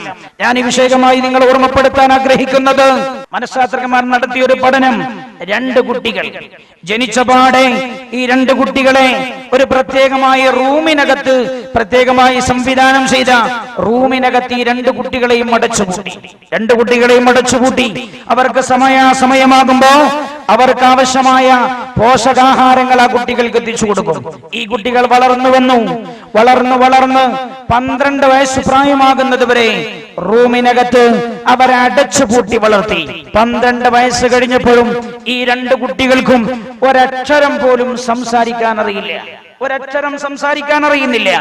ഈ കുട്ടികൾക്ക് ഒരു കാര്യവും അവർക്ക് സ്വയം ചെയ്യേണ്ടത് എങ്ങനെയെന്ന് അവർക്ക് മനസ്സിലായില്ല. 12 കൊല്ലമായപ്പോ മനഃശാസ്ത്രജ്ഞന്മാർ പഠിപ്പിക്കുന്നത്, നിങ്ങൾ ആലോചിക്കൂ, നമുക്കിടയിൽ 12 വയസ്സായ കുട്ടികൾ എന്തെല്ലാം കാര്യങ്ങൾ ചെയ്യുന്നു. ഈ 12 വയസ്സായ കുട്ടിക്ക് ഈ കാര്യങ്ങൾ മുഴുവൻ ചെയ്യാനുള്ള അവന്റെ അറിവ്, അവന്റെ പക്വത, അല്ലെങ്കിൽ അവനാവശ്യമായ അനുഭവങ്ങൾ എവിടുന്ന് കിട്ടി? ആദ്യമായി കിട്ടിയത് അവന്റെ പിതാവിൽ നിന്നും മാതാവിൽ നിന്നുമാണ്. അവന്റെ മാതാവിൽ നിന്ന് ഏറെ പ്രസക്തവും അവന്റെ മാതാവ് ഹബീബായ നബിയുനാ റസൂലുള്ളാഹി സ്വല്ലല്ലാഹു അലൈഹി വസല്ലം. ഞാൻ നേരത്തെ പറഞ്ഞില്ലേ, കുടുംബത്തെ കുറിച്ച് പറഞ്ഞപ്പോ പുണ്യനബി പറഞ്ഞ എന്താ? പെണ്ണ് നന്നാവണം, പെണ്ണ് നന്നാവണം, പെണ്ണ് നന്നാവണം. ഒരു ഹദീസ് ഇപ്രകാരം വായിക്കാനും കഴിയും നമുക്ക്. അല്ലാഹുവിന്റെ ഹബീബ് നബിയുനാ റസൂലുള്ളാഹി സ്വല്ലല്ലാഹു അലൈഹി വസല്ലം തങ്ങൾ പറഞ്ഞു, ഭാര്യ നിങ്ങളുടെ കൃഷിസ്ഥലമാണ്. എന്തൊരു വാക്കാണത്! ഭാര്യ നിങ്ങളുടെ കൃഷിസ്ഥലമാണ്. അതുകൊണ്ട് തന്നെ നിങ്ങൾ കൃഷി ചെയ്യുന്ന സ്ഥലം ഏത് രീതിയിലുള്ളതാണെന്ന് ശ്രദ്ധിച്ചു വേണം നിങ്ങൾ കൈകാര്യം ചെയ്യാനെന്ന് ഹബീബായ നബിയുനാ റസൂലുള്ളാഹി സ്വല്ലല്ലാഹു അലൈഹി വസല്ലം. അല്ലാഹുവിന്റെ ഹബീബ് ഒരു മനഃശാസ്ത്രപരമായ സമീപനത്തിലൂടെ വലിയൊരു കാര്യം നമ്മെ പഠിപ്പിക്കുകയാണ്. അല്ലാഹുവിന്റെ ഹബീബ് എപ്പോഴും തലമുറയുടെ കാര്യം പറഞ്ഞപ്പോ, കുടുംബം നന്നാകുന്ന കാര്യം പറഞ്ഞപ്പോ അല്ലാഹുവിന്റെ ഹബീബ് എടുത്തു പറഞ്ഞത് പെണ്ണു നന്നാവണേ, പെണ്ണു നന്നാവണേ, പെണ്ണു നന്നാവണേ എന്നാണ്. എന്തുകൊണ്ടാ പെണ്ണു നന്നാവണമെന്ന് പറഞ്ഞത്? കുടുംബത്തിലെ നാഥയായ ഉമ്മ നന്നാവണമെന്ന് പറഞ്ഞത് എന്താ?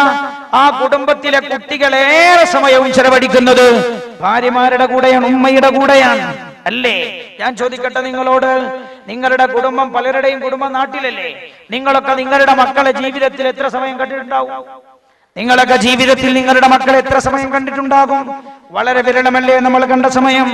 എന്നാൽ നമ്മുടെ മക്കൾ അധിക സമയവും ചെലവഴിക്കുന്നത് ആരുടെ കൂടെയാണ്? ഉമ്മയുടെ കൂടെയാണ്. ജീവിതത്തിൽ ആ ഭൂമിയിലേക്ക് കടന്നു വരുന്ന ഘട്ടത്തിൽ ആദ്യം ഈ കുട്ടി കാണുന്നത് ആരെയാ? മാതാവിനെയാണ്. മാത്രല്ല, ഇന്ന് വൈദ്യശാസ്ത്രം ആ കാര്യം സമ്മതിക്കുകയും ചെയ്യുന്നുണ്ട്. പുണ്യനബി സല്ലല്ലാഹു അലൈഹി വസല്ലം തങ്ങൾ പറഞ്ഞത്, മാതാവിന്റെ സ്വഭാവം മക്കളിലേക്ക് കൈമാറ്റം ചെയ്യപ്പെടുന്നുണ്ട്, പഠന വിധേയമാക്കേണ്ടതാണ്. എവിടെ മുതൽ? ആ കുട്ടി ജനിച്ചത് മുതലല്ല. ഈ കുട്ടി 10 മാസവും കിടക്കുന്നത് എവിടെയാ? ഗർഭപാത്രത്തിലാണ്. ഉമ്മയുടെ ഗർഭപാത്രത്തിൽ. പിതാവിന്റെ ഇന്ദ്രിയത്തുള്ളി ഉമ്മയുടെ ഗർഭപാത്രത്തിലേക്ക് കടന്നത് മുതൽ കുഞ്ഞായി ഭൂമിയിലേക്ക് ജനിച്ചു വീഴുന്നവരെ ഈ കുട്ടി കിടക്കുന്നത് മാതാവിന്റെ ഗർഭപാത്രത്തിലാണ്. അതുകൊണ്ട് എവിടെയാണോ ഈ കുട്ടി കിടന്നത്, ആ കിടന്ന സ്ഥലം ഈ കുട്ടിയെ വല്ലാതെ സ്വാധീനിക്കും. അല്ലാഹുവിന്റെ ഹബീബിന്റെ വചനങ്ങൾ ഏറെ പ്രസക്തമാണ് എന്റെ സഹോദര. റബ്ബനാ ഹബ് ലനാ മിൻ അസ്വാജിനാ വദുർരിയാതിനാ ഖുർറത അയ്യുൻ. ഖുർറത അയ്യുൻ എന്ന് രണ്ടാമതാണല്ലോ മക്കളെ കുറിച്ച് പറഞ്ഞത്. ഖുർറത അയ്യുൻ, കൺകുളിർമയേകുന്ന മക്കളുണ്ടാകണോ, കൺകുളിർമയേകുന്ന ഭാര്യമാരുണ്ടാകണമെന്നാണ് അതിന്റെ മുന്നോടിയായി ഖുർആൻ പഠിപ്പിച്ചത്. എന്തുകൊണ്ട്? 10 മാസവും കിടക്കുന്നത് ഈ ഗർഭത്തിനകത്താണ്, അത് ഈ ഗർഭപാത്രത്തിലാണ്. അതുകൊണ്ട് ആ ശരീരത്തിന്റെ സ്വഭാവം ഈ കുട്ടിയിൽ വല്ലാതെ സ്വാധീനം ചെലുത്തിയിട്ടുണ്ടാവും. ഞാൻ ചോദിക്കട്ടെ, മെനിഞ്ഞാന്ന് ഞങ്ങൾ ടേബിളിന് ചുറ്റും ഇങ്ങനെ ഇരുന്ന് ഭക്ഷണം കഴിക്കുമ്പോൾ അതിൽ 2-3 ആളുകൾക്ക് പഞ്ചസാരയുള്ള സാധനം ഒന്നും പറ്റില്ല. അപ്പൊ അതിലെ എന്നെ പോലെ തന്നെ വേറെ ചെറുപ്പക്കാരുണ്ടായപ്പോ ഞാൻ ചോദിച്ചു, മധുരം പറ്റില്ല എന്ന് ചോദിച്ചപ്പോ എന്നോട് പറഞ്ഞു, അത് എനിക്ക് 24-ാമത്തെ വയസ്സിൽ വന്നിട്ടുണ്ട്, പാരമ്പര്യമാണ് എന്ന് പറഞ്ഞു. പാരമ്പര്യമാണ്. അവൻ പറഞ്ഞത് പാരമ്പര്യമാണ്, എന്ത് ഷുഗർ. എന്നിട്ട് എന്നോട് പറഞ്ഞു എനിക്ക് പ്രഷറുമുണ്ട്. എന്റെ വാപ്പ മരണപ്പെട്ടത് ഷുഗറും പ്രഷറും കൊളസ്ട്രോളും വന്നിട്ടാണ്. മാരകമായ രോഗത്തിൽ കിടന്ന ഉപ്പ മരിച്ചത്. എന്നിട്ട് പറഞ്ഞു എനിക്ക് 24-ാമത്തെ വയസ്സിൽ അത്ര നേരത്തെ വരാൻ കാരണം എന്റെ വാപ്പക്ക് അതുള്ളത് കൊണ്ടാണ്. പിന്നെ ഇവൻ പറഞ്ഞു എന്റെ ഉമ്മാക്കുണ്ടായിരുന്നു. വൈദ്യശാസ്ത്രം പറയുന്നത് എന്താ? വൈദ്യശാസ്ത്രം പറയുന്നത് വാപ്പാക്ക് ഷുഗർ ഉണ്ടായിരുന്നെങ്കിൽ മകന് ഷുഗർ വരാനുള്ള സാധ്യത 60%. വാപ്പാക്ക് ഉമ്മാക്ക് ഷുഗർ ഉണ്ടായിരുന്നെങ്കിലോ 100% ആ മക്കൾക്ക് ഷുഗർ വരാനുള്ള സാധ്യത. എന്താ പറയുന്നത്? ശാരീരികമായ പിതാവിന്റെ മാതാവിന്റെ സ്വഭാവം മക്കളിലേക്ക് കൈമാറ്റം ചെയ്യപ്പെടുന്നുണ്ട്. എവിടെ വെച്ച്? ഉമ്മയുടെ ഗർഭപാത്രത്തിൽ വെച്ച്. ഞാൻ ചോദിക്കട്ടെ, അപ്പൊ സ്വഭാവമോ? ശരീരത്തിന്റെ ഘടകം കൈമാറ്റം ചെയ്യപ്പെടുന്നുണ്ടെങ്കിൽ അതേപോലെ സ്വഭാവം കൈമാറ്റം ചെയ്യപ്പെടുന്നുണ്ട്. ഞാൻ ചോദിക്കട്ടെ നിങ്ങളോട്, മാനസിക വിഭ്രാന്തിയുള്ള വാപ്പയുടെ മക്കളാണെങ്കിൽ അവർക്ക് മാനസിക വിഭ്രാന്തി ഉണ്ടാവാനുള്ള സാധ്യത വളരെയേറെയാണ്. അതേപോലെ മാനസികമുള്ള ഉമ്മയാണെങ്കിൽ ആ ഉമ്മാക്ക് മാനസികമുള്ള ഘട്ടത്തിൽ ജനിച്ച കുഞ്ഞിന് മാനസികമുണ്ടാകാനുള്ള സാധ്യത വളരെ ഏറെയാണ്. അപ്പൊ എന്താ പഠിപ്പിക്കുന്നത്? മനസ്സിന്റെ സ്വഭാവം പോലും ഗർഭപാത്രത്തിലിരിക്കുന്ന കുട്ടിയുടെ ശരീരത്തിലേക്ക് കൈമാറ്റം ചെയ്യപ്പെടുന്നുണ്ട്. ഞാൻ ചോദിക്കട്ടെ, ദുസ്വഭാവിയാണ് ഭാര്യയെങ്കിൽ, ദുസ്വഭാവിയാണ് പിതാവെങ്കിൽ ആ ദുസ്വഭാവം ഈ കുട്ടിയിലേക്ക് കൈമാറ്റം ചെയ്യപ്പെടുമെന്ന് പറയേണ്ടതുണ്ടോ എന്റെ പ്രിയമുള്ള സഹോദരങ്ങളെ? അതുകൊണ്ടല്ല അല്ലാഹുവിന്റെ ഹബീബ് മാതൃകാപരമായ സമാധാനപൂർണമായ കുടുംബം ഭൂമിയിൽ നിലനിൽക്കാൻ പുണ്യനബി പറഞ്ഞത് സ്വല്ലല്ലാഹു അലൈഹി വസല്ലം ആ കുടുംബത്തിന്റെ അടിത്തറയാകുന്ന സ്ത്രീയും പുരുഷനും നന്നാവലാണെന്ന് മഹാനായ നബിയുനാ റസൂലുള്ളാഹി സ്വല്ലല്ലാഹു അലൈഹി വസല്ലം തങ്ങൾ പഠിപ്പിച്ചു. ഇത് തന്നെ നമ്മൾ മനസ്സിലാക്കേണ്ട ഒരു കാര്യം ഞാൻ ഓർമ്മപ്പെടുത്തുന്നു. അതുകൊണ്ട് മക്കൾ നന്നാവണമെന്ന് ആഗ്രഹമുള്ളവരുണ്ടോ? ഉമ്മമാരുണ്ടോ? മക്കളെ ഗർഭം ധരിച്ചിരിക്കുന്ന കാലഘട്ടം ഏറെ ശ്രദ്ധിക്കേണ്ട കാലഘട്ടമാണ്. അതാണ് പണ്ട് കാലത്തൊക്കെ സമൂഹത്തിലുള്ള നമ്മുടെ കുടുംബത്തിൽ വലിയുമ്മമാരുണ്ടായിരുന്നു. ഇന്നിപ്പോ അങ്ങനെയല്ലെന്ന് അണുകുടുംബമാണ്. അണുകുടുംബം എന്നാൽ കല്യാണം കഴിഞ്ഞ് പിറ്റേ ദിവസം തന്നെ വീടിന് കുറ്റിയടിച്ചിട്ട് ഒരു കുട്ടിയാകുമ്പോഴേക്ക് വീട് മാറിപ്പോയിട്ടുണ്ടാവും. അതുകൊണ്ട് തന്നെ ഇവരെ ഉപദേശിക്കാൻ ആളുകളില്ല. പണ്ടൊക്കെ കുടുംബത്തിലെ ഏറ്റവും പ്രായമുള്ള ഉമ്മ പ്രായമായ അല്ലെങ്കിൽ ഗർഭിണിയായ മോളെ വിളിച്ചുകൊണ്ട് ഉപദേശിക്കും. ഉപദേശിക്കുന്ന സമയത്ത് എന്താ പറയാ? മോളെ നീ ഗർഭിണിയാ, അതുകൊണ്ട് മോളെ നീ ശ്രദ്ധിക്കണം, കളവ് പറയരുത്, മോളെ എല്ലാ നന്മയും ചെയ്യണം, ദാനധർമ്മങ്ങൾ വർദ്ധിപ്പിക്കണം, മോളെ നല്ലത് മാത്രം ചിന്തിക്കണം, നല്ലത് മാത്രം പറയണം. എന്താ കാരണം? ഇതൊക്കെ ഈ കുട്ടിയിൽ വലിയ സ്വാധീനം ചെലുത്തുന്നുണ്ട്. അതുകൊണ്ടല്ലേ ഭാര്യ ഗർഭിണിയാണെന്ന് അറിഞ്ഞാൽ ഭർത്താവ് കൂടെ ചെന്ന ഭർത്താവിനെ ഡോക്ടറെ അടുത്തേക്ക് വിളിക്കും. അടുത്തേക്ക് വിളിച്ചിട്ട് എന്താ പറയാ? പിന്നെ ഭാര്യ ഗർഭിണിയാ, അവളോട് ഭാരമുള്ള ജോലി ചെയ്യിപ്പിക്കരുത്, പിന്നെ അവളെ ടെൻഷൻ ആക്കരുത്. ഡോക്ടർമാർ പറയാറില്ലേ ടെൻഷൻ ആക്കരുത്? എന്താ? അത് ഗർഭത്തിലുള്ള കുട്ടിയെ ബാധിക്കുന്നു എന്നർത്ഥം. ചിന്തിക്കണം നിങ്ങൾ. ഇത് അതുമാത്രമല്ല, സ്വഭാവങ്ങളും കൈമാറ്റം ചെയ്യപ്പെടുന്നുണ്ട്. അതുകൊണ്ടാ പുണ്യനബി പറഞ്ഞത് സല്ലല്ലാഹു അലൈഹി വസല്ലം നല്ല കുടുംബത്തെ ആഗ്രഹിക്കണോ?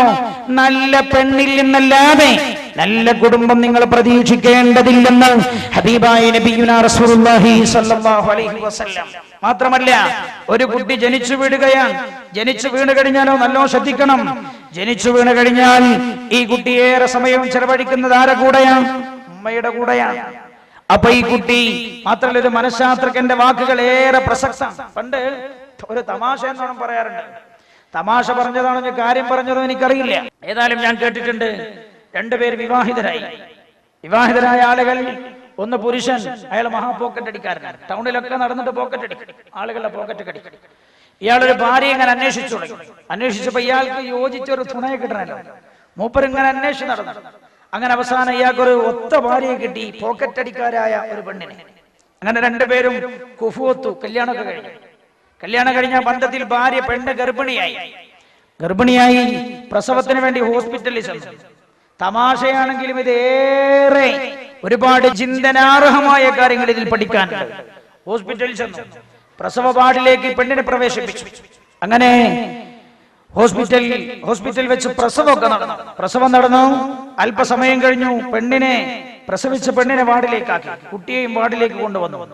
പ്രസവമൊക്കെ കഴിഞ്ഞു നോക്കുന്ന സമയത്ത് ഈ പ്രസവത്തിൽ പങ്കാളിയായിരുന്ന ഒരു നേഴ്സിന്റെ മാല കാണാനില്ല. നേഴ്സിന്റെ മാല കാണുന്നില്ല.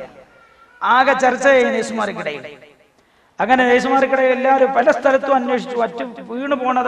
വീണു പോയതായിരിക്കും ഒക്കെ ശ്രദ്ധിച്ച് എവിടെയും കാണാറില്ല മാല.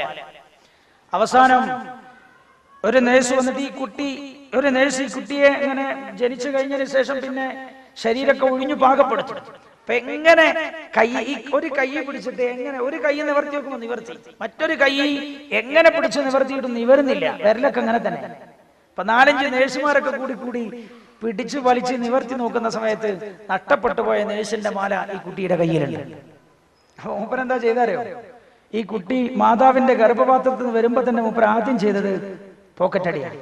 കാരണം വാപ്പിമ്മയും പോക്കറ്റ് അടിക്കാറായിരുന്നു. വളരെ പ്രസക്തമാണ്. തമാശയിലാണ് ഇത് പറയാറുള്ളതെങ്കിലും ശരി, വളരെ പ്രസക്തമാണ്. അതുകൊണ്ട് ഞാനൊരു കാര്യം ഓർമ്മപ്പെടുത്തട്ടെ, മക്കൾ നന്നാവണമെന്ന് വാപ്പയുമ്മയും വിചാരിക്കണം. ചിലരൊക്കെ അങ്ങനെ പറയാറുണ്ട്, കുട്ടികൾ നിന്റെ മാതിരി ആവരുതെന്ന് എന്റെ വിചാരം. ഒരിക്കലും അങ്ങനെ വിചാരിക്കണ്ട.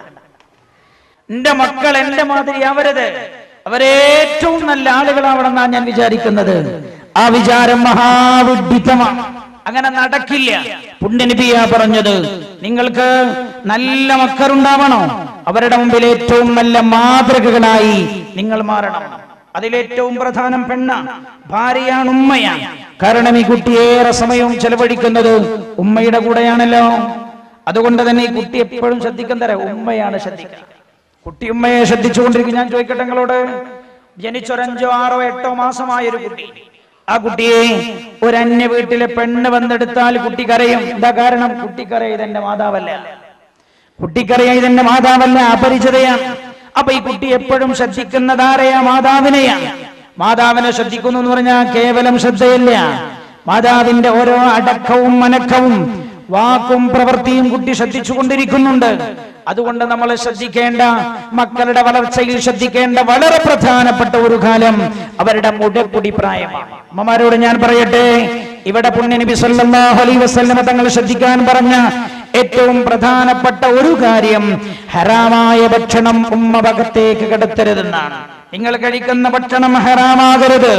ഭാര്യയും അതേപോലെ ഭർത്താവും അല്ലെങ്കിൽ കുടുംബനാഥനും നാഥയും ഹറാമായ സമ്പാദ്യത്തിന്റെ ഉടമകളാകരുത്. ഹറാമാണ് സമ്പാദ്യമെങ്കിൽ ആ കഴിക്കുന്ന ഭക്ഷണത്തിൽ നിന്നാണ് ശരീരത്തിൽ രക്തമുണ്ടാകുന്നത്. ശരീരത്തിൽ ഉൽപ്പാദിപ്പിക്കപ്പെടുന്ന ഉമ്മയുടെ അമ്മിഞ്ഞപ്പാലിലെ പാലാ ഭക്ഷണത്തിൽ നിന്നാണ്. അതുകൊണ്ട് തന്നെ ഹറാമാണ് ഭക്ഷണമെങ്കിൽ ഹറാമ കലർന്ന അമ്മിഞ്ഞപ്പാൽ ഈ കുട്ടിയുടെ അകത്തളത്തിലേക്ക് കടന്നു ചെല്ലുമ്പോ അതിന്റെ ദുസ്വാധീനം കുട്ടിയിലുണ്ടാകും. അതുകൊണ്ട് ഒന്നാമതായി മുലകുടി പ്രായത്തിലും ഗർഭകാലഘട്ടത്തിലും ശ്രദ്ധിക്കേണ്ടത് കുടുംബത്തിൽ ഹറാമായ സമ്പാദ്യത്തിൽ നിന്ന് ഭക്ഷണം ഉണ്ടാവരുത്. ആ ഭക്ഷണം കുട്ടികളുടെ ശരീരത്തെ ദുസ്വാധീനത്തിലകപ്പെടുത്തും. അല്ലാഹു റബ്ബുൽ ഇസ്സത്ത് കാത്തുരക്ഷിക്കുമാറാകട്ടെ. ഹബീബായ നബിയുനാ റസൂലുള്ളാഹി സല്ലല്ലാഹു അലൈഹി വസല്ലമ തങ്ങൾ പഠിപ്പിച്ച ഒരു കാര്യമല്ലേ, പുണ്യനബി ഒരിക്കൽ തന്റെ വീട്ടിലേക്ക് ഇങ്ങനെ കടന്നു വരികയാണ്. കടന്നു വരുമ്പോഴാ മഹാനായ ഹസൻ റളിയല്ലാഹു അൻഹു പുണ്യനബി സല്ലല്ലാഹു അലൈഹി വസല്ലമ തങ്ങളുടെ വീടിന്റെ അകത്ത് ഈത്തപ്പഴം, സകാത്തിന്റെ ഈത്തപ്പഴം കൊണ്ടുവന്ന് കുഞ്ഞുകൂട്ടിയിട്ടുണ്ട്. സകാത്തിന്റെ ഈത്തപ്പഴം കൊണ്ടുവന്ന് കൂട്ടി വെച്ചിരിക്കുകയാണ്. പുണ്യനബി വീട്ടിലേക്ക് കയറി വരുമ്പോ കാണുന്ന രംഗമെന്താ? ഹസൻ റളിയല്ലാഹു അൻഹു ഓടി വന്നിട്ട് ഈത്തപ്പഴത്തിന്റെ കൂട്ടത്തിൽ നിന്നൊരു ഈത്തപ്പഴം എടുത്ത് കഴിക്കാൻ വായിലേക്ക് ഇടുന്ന രംഗമാ പുണ്യനബി കാണുന്നത്. ഉടനെ തന്നെ അല്ലാഹുവിന്റെ ഹബീബ് ഓടി വന്നിട്ട് അല്ലാഹുവിന്റെ ഹബീബ് ഹസൻ റളിയല്ലാഹു അൻഹുവിന്റെ കയ്യിൽ നിന്ന് ആ ഈത്തപ്പഴം പറിച്ചു വാങ്ങിയിട്ട് അല്ലാഹുവിന്റെ ഹബീബ് ഈത്തപ്പഴത്തിന്റെ കൂട്ടത്തിലേക്ക് തന്നെ വെച്ചിട്ട് പറഞ്ഞു, ഇന്നഹാ ലാ തഹില്ലു ലി മുഹമ്മദിൻ വലാ ലി ആലി. മുഹമ്മദ് നബിക്കോ മുഹമ്മദ് നബിയുടെ കുടുംബത്തിനോ സകാത്ത് ഹലാലല്ല. അതുകൊണ്ട് ഹലാലല്ലാത്തവർ ഭക്ഷണത്തിന്റെ അംശവും ശരീരത്തിലേക്ക് കടന്നാൽ ആ ശരീരം നന്നാവാനുള്ള സാധ്യത വളരെ കുറവാണെന്ന് ഹബീബായ നബിയുനാ റസൂലുള്ളാഹി സല്ലല്ലാഹു ഹദീസ് ശ്രദ്ധിക്കൂ നിങ്ങൾ.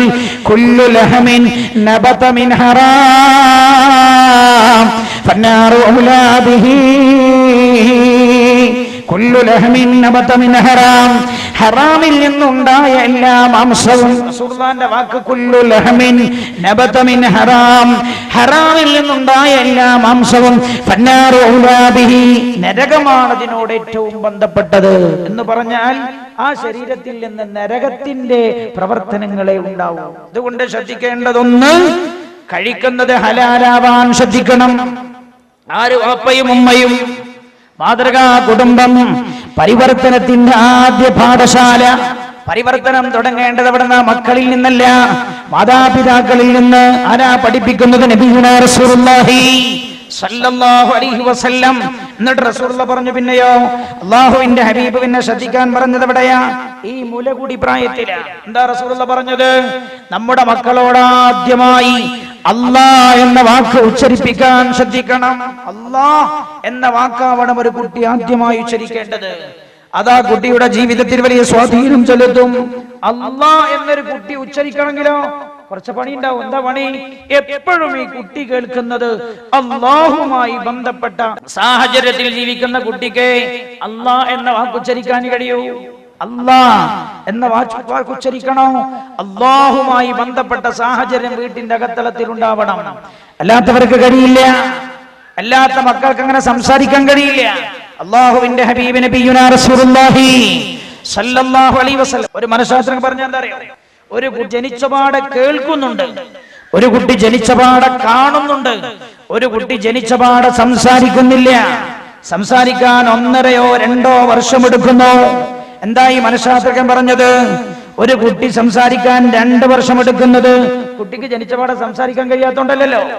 കണ്ണിന് നോക്കാൻ കഴിവ് കൊടുത്ത റബ്ബിന്, കാതിന് കേൾക്കാൻ കഴിവ് കൊടുത്ത റബ്ബിന്, നാവിന് സംസാരിക്കാനും കഴിവ് കൊടുത്തൂടെ?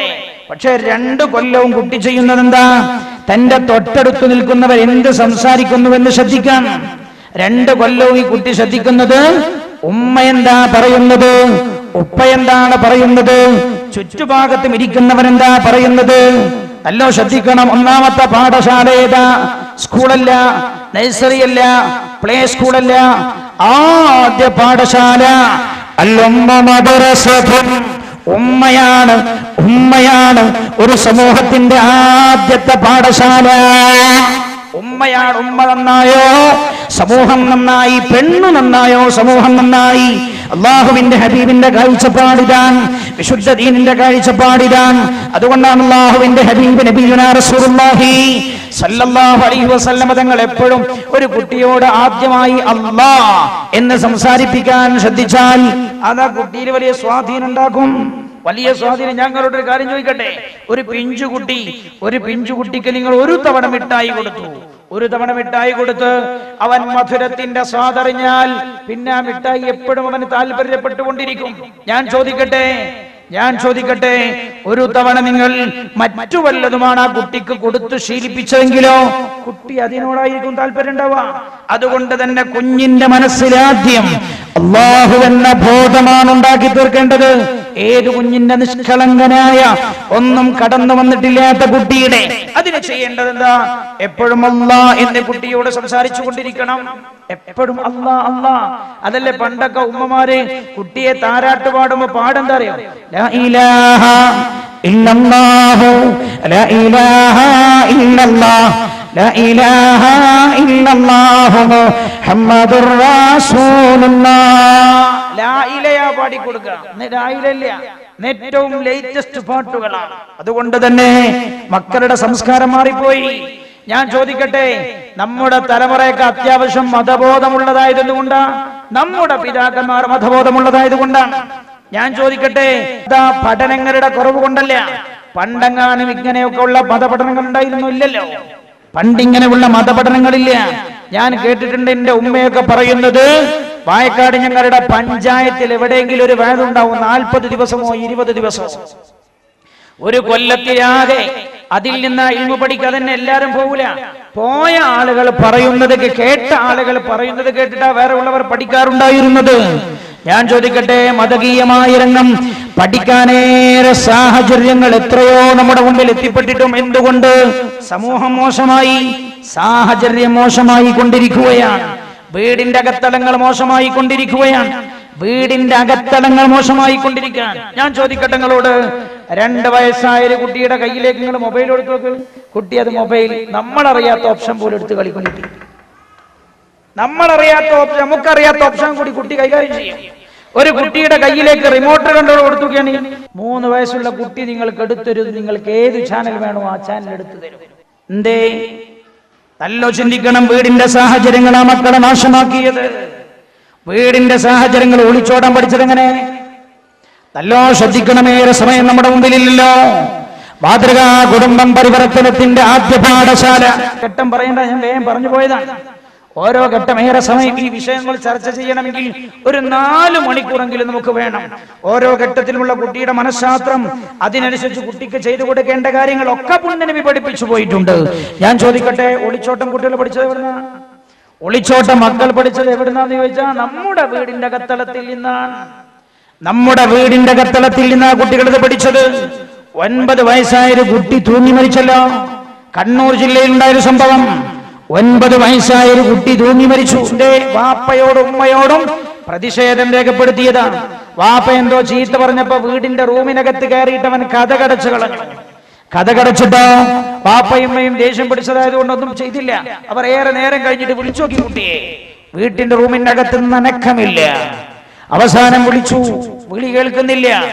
വാതിൽ ചവിട്ടിപ്പൊളിച്ചകത്ത് കടന്നു. ഞാൻ പറയണോ ഏതാണ് സ്ഥലം? ഒരുപക്ഷെ ഈ സംഭവം നടന്ന നാട്ടുകാർ ഇവിടെ ഉണ്ടാവും. കണ്ണൂർ ജില്ലയിലാണ്. വാതിൽ ചവിട്ടിപ്പൊളിച്ചകത്ത് കടന്നു. അതകത്ത് കടന്നു നോക്കുമ്പോ കാണുന്ന രംഗെന്താ? കേവലം 9 വയസ്സായ കുഞ്ഞുമോൻ. ജീവിതത്തിന്റെ യാഥാർത്ഥ്യങ്ങൾ എന്തെന്നവൻ തിരിച്ചറിഞ്ഞിട്ടില്ല. കാണുന്ന രംഗം, ആ റൂമിനകത്തുണ്ടായിരുന്ന തുണിയെടുത്ത് തുണി ജനലിന്റെ അഴിയിൽ കുരുക്കി അവൻ തന്റെ കഴുത്തിൽ കുരുക്കിയിട്ട് തൂങ്ങി മരിച്ചു കിടക്കുകയാണ്. അവൻ മരണപ്പെട്ട് കിടക്കുക. വാപ്പയോട് പ്രതിഷേധം രേഖപ്പെടുത്തിയതാണ്. തൂങ്ങിയാൽ എന്താ സംഭവിക്കാന്നവൻ അറിയില്ല. പക്ഷെ ഈ രംഗം അവൻ എവിടെന്നോ കണ്ടുപഠിച്ചു. പ്രതിഷേധം അവൻ രേഖപ്പെടുത്തിയത് അങ്ങനെയായിരുന്നു. നല്ലപോലെ ശ്രദ്ധിക്കണം.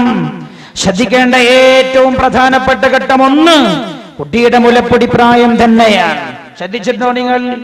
കുട്ടിയുടെ മുലപ്പൊടി പ്രായത്തിലാ പല സ്വഭാവവും കുട്ടി ഉമ്മയിൽ നിന്ന് ആവാഹിച്ചെടുക്കുന്നത്. ആ സമയത്ത് നമുക്ക് അവർക്ക് നല്ലത് കൊടുക്കാൻ കഴിഞ്ഞാൽ മക്കൾ നന്നാവും. 3 വയസ്സുള്ള കുട്ടി, നിങ്ങൾ ശ്രദ്ധിച്ചോ? ഉമ്മാന്റെ കൂടെ പോയി നിസ്കരിക്കും, സുജൂദ് ചെയ്യും. ഈ കുട്ടി പാഠശാലയിലേക്ക് മദ്രസയിലേക്ക് പോകുന്നതിന് മുമ്പേ സുജൂദ് ചെയ്യാൻ പഠിച്ചത് എവിടുന്ന? ഉമ്മ സുജൂദ് ചെയ്യുന്നത് കണ്ടിട്ടാ. ഉമ്മ തീരെ സുജൂദ് ചെയ്യാത്ത കൂട്ടത്തിലാണല്ലോ. മദ്രസയിൽ വെച്ച് ഉസ്താദ് സുജൂദ് ചെയ്യണമെന്ന് പറഞ്ഞാലും കുട്ടി സുജൂദ് ചെയ്യില്ല. കാരണം കുട്ടിക്കത് പരിചയമേ ഇല്ല. അതുകൊണ്ട് വീട്ടിന്റെ അകത്ത് നിന്ന് നമ്മൾ ഏത് സംസ്കാരമാണോ കുട്ടിക്ക് നൽകുന്നത്, ആ സംസ്കാരത്തിലാണ് കുട്ടി വളരുക. അതുകൊണ്ടാണല്ലോ ഹബീബായ റസൂലുള്ളാഹി സല്ലല്ലാഹു അലൈഹി വസല്ലമ തങ്ങൾ പറഞ്ഞത്, ഒരു സമൂഹം നല്ല സമൂഹമാകണോ, ആ സമൂഹത്തെ വളർത്തുന്ന വാപ്പയും ഉമ്മയും നല്ല സംസ്കാരത്തിന്റെ ഉടമകളാകണം. ഇത് തന്നെ ഈ വിഷയത്തിൽ ആത്യന്തികമായി പറയാറുള്ളത്. ഏതു ഘട്ടമാണെങ്കിലും ഞാൻ ഓർമ്മപ്പെടുത്തട്ടെ. പിന്നെ നമ്മൾ ശ്രദ്ധിക്കേണ്ട വളരെ പ്രധാനപ്പെട്ട ഒരു ഘട്ടേതാ? പിന്നെ നമ്മൾ ശ്രദ്ധിക്കേണ്ട വളരെ പ്രധാനപ്പെട്ട മറ്റൊരു ഘട്ടം മുലകുടി പ്രായം കഴിഞ്ഞിട്ടുള്ള കുട്ടിത്തത്തിന്റെ കാലഘട്ടമാണ്. ആ കാലഘട്ടത്തിലാണ് പലതും അനുകരിക്കാനുള്ള സ്വഭാവം കുട്ടികൾക്കുണ്ടാകുന്നത്.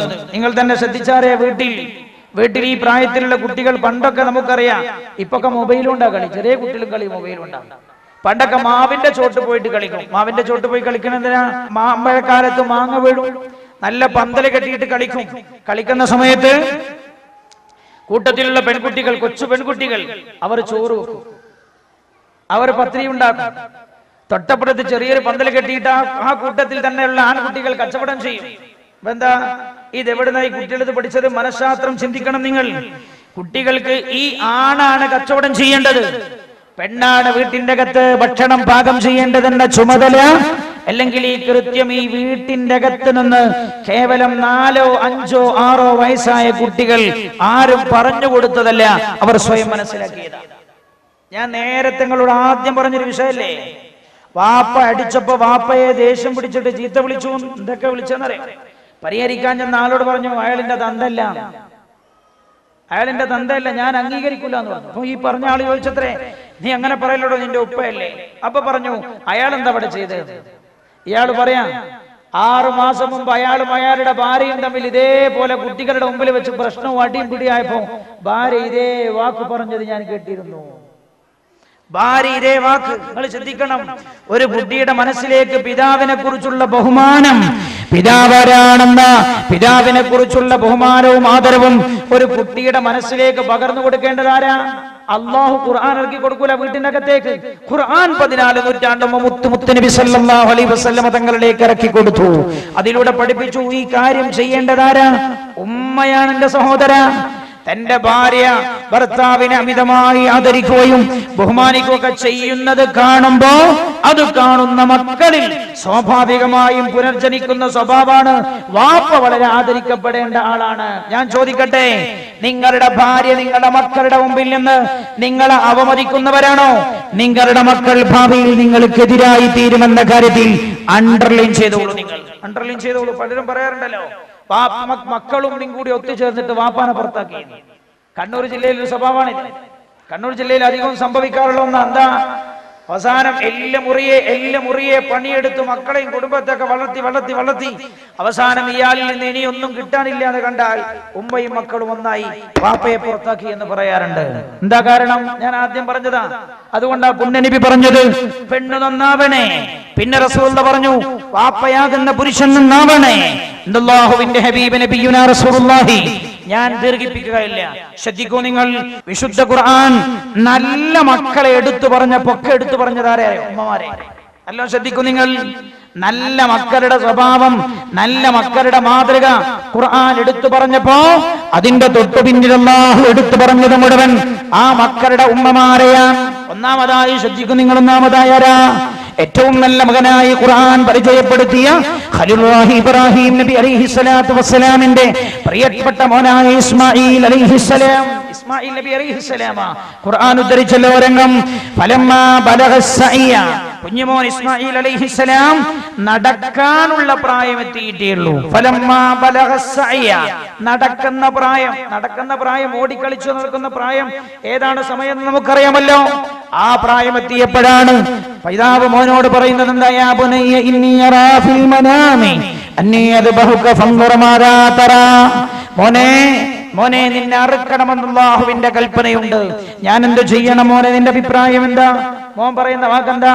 യാ അബതി ഫഅൽ മാ തുഅമർ സതജിദുനി ഇൻഷാ അല്ലാഹു മിനസ് സ്വാബിരീൻ. ഉപ്പ, അല്ലാഹു നിങ്ങളോട് എന്താണോ കൽപ്പിച്ചത് അത് നടപ്പിൽ വരുത്തണം പിതാവേ എന്നായിരുന്നു മോന്റെ മറുപടി. ചിന്തിക്കൂ നിങ്ങൾ. 3-4 വയസ്സ് പ്രായമായ കൊച്ചുപ്രായത്തിലുള്ള ഒരു കുഞ്ഞുമോന്റെ മറുപടി വിശുദ്ധ ഖുർആൻ എടുത്തുദ്ധരിക്കുകയാണ്. ഞാൻ ചോദിക്കട്ടെ നിങ്ങളോട്, കേവലം 2.5 വയസ്സ് പ്രായമുള്ള ഇസ്മാഈൽ എന്ന് പറയുന്ന കുഞ്ഞുമോന് തന്റെ പിതാവ് മോനെ നിന്നെ അറുക്കട്ടെ, അള്ളാഹുവിന്റെ കൽപ്പനയുണ്ടെന്ന് ചോദിച്ചപ്പോ അള്ളാഹുവിന്റെ കൽപ്പന നടപ്പിൽ വരുത്തണമെന്ന് മോനെ പറയാനുള്ള പ്രചോദനം കിട്ടിയത് എവിടെന്നാ? 2.5 വയസ്സുള്ള മോന് ഈ പ്രചോദനം കിട്ടിയത് എവിടെന്ന്? വിശുദ്ധ ഖുർആൻ തന്നെ മോന്റെ ഉമ്മയെ എടുത്തുദ്ധരിക്കുന്നുണ്ട്. ആരായിരുന്നു ഉമ്മ? ഹാജറ ബീവി റളിയല്ലാഹു അൻഹാ. എന്റെ പ്രിയപ്പെട്ട ഉമ്മമാരെ, ഹാജറ ബീവിയെ നിങ്ങളുടെ മാതൃകയാക്കി ഖുർആൻ എടുത്തുദ്ധരിക്കുകയാണ്. ഹാജറ ബീവിയുടെ സ്വഭാവം എന്താ? പടച്ച റബ്ബിന്റെ അല്ലാഹുവിനുള്ള തഖ്വയിൽ അധിഷ്ഠിതമായി ജീവിതം നയിച്ച ആളായിരുന്നല്ലോ മഹദി ഹാജറ ബീവി റളിയല്ലാഹു അൻഹാ. അതുകൊണ്ട് തന്നെ അതേ സ്വഭാവം മകന് ഹാജറ ബീവിയോട് ഇബ്രാഹിം നബി അലൈഹിസ്സലാം ചോദിച്ചല്ലോ. മക്കയിലേക്ക് ഹാജറ ബീവിയെയും മകൻ ഇസ്മാഈൽ അലൈഹിസ്സലാമിനെയും മക്കയിൽ കൊണ്ടുവന്നാക്കി. അവർ രണ്ടുപേരും മാത്രം മക്കയിലുള്ളത്. ഇബ്രാഹിം അലൈഹിസ്സലാം അവരെ വിട്ടേച്ചു പോകാൻ അല്ലാഹുവിന്റെ കൽപ്പന വന്നു. കൽപ്പന വന്ന പാടെ ഹാജറ ബീവിയോട് ഭാര്യയോട് പറയാ ഇബ്രാഹിം അലൈഹിസ്സലാം, ഹാജറ ഞാൻ പോവുകയാണ് എന്ന് പറഞ്ഞപ്പോ ഹാജറ ബീവി ഉടനെ ചോദിച്ച ചോദ്യം ഖുർആൻ പറയുന്നുണ്ട്.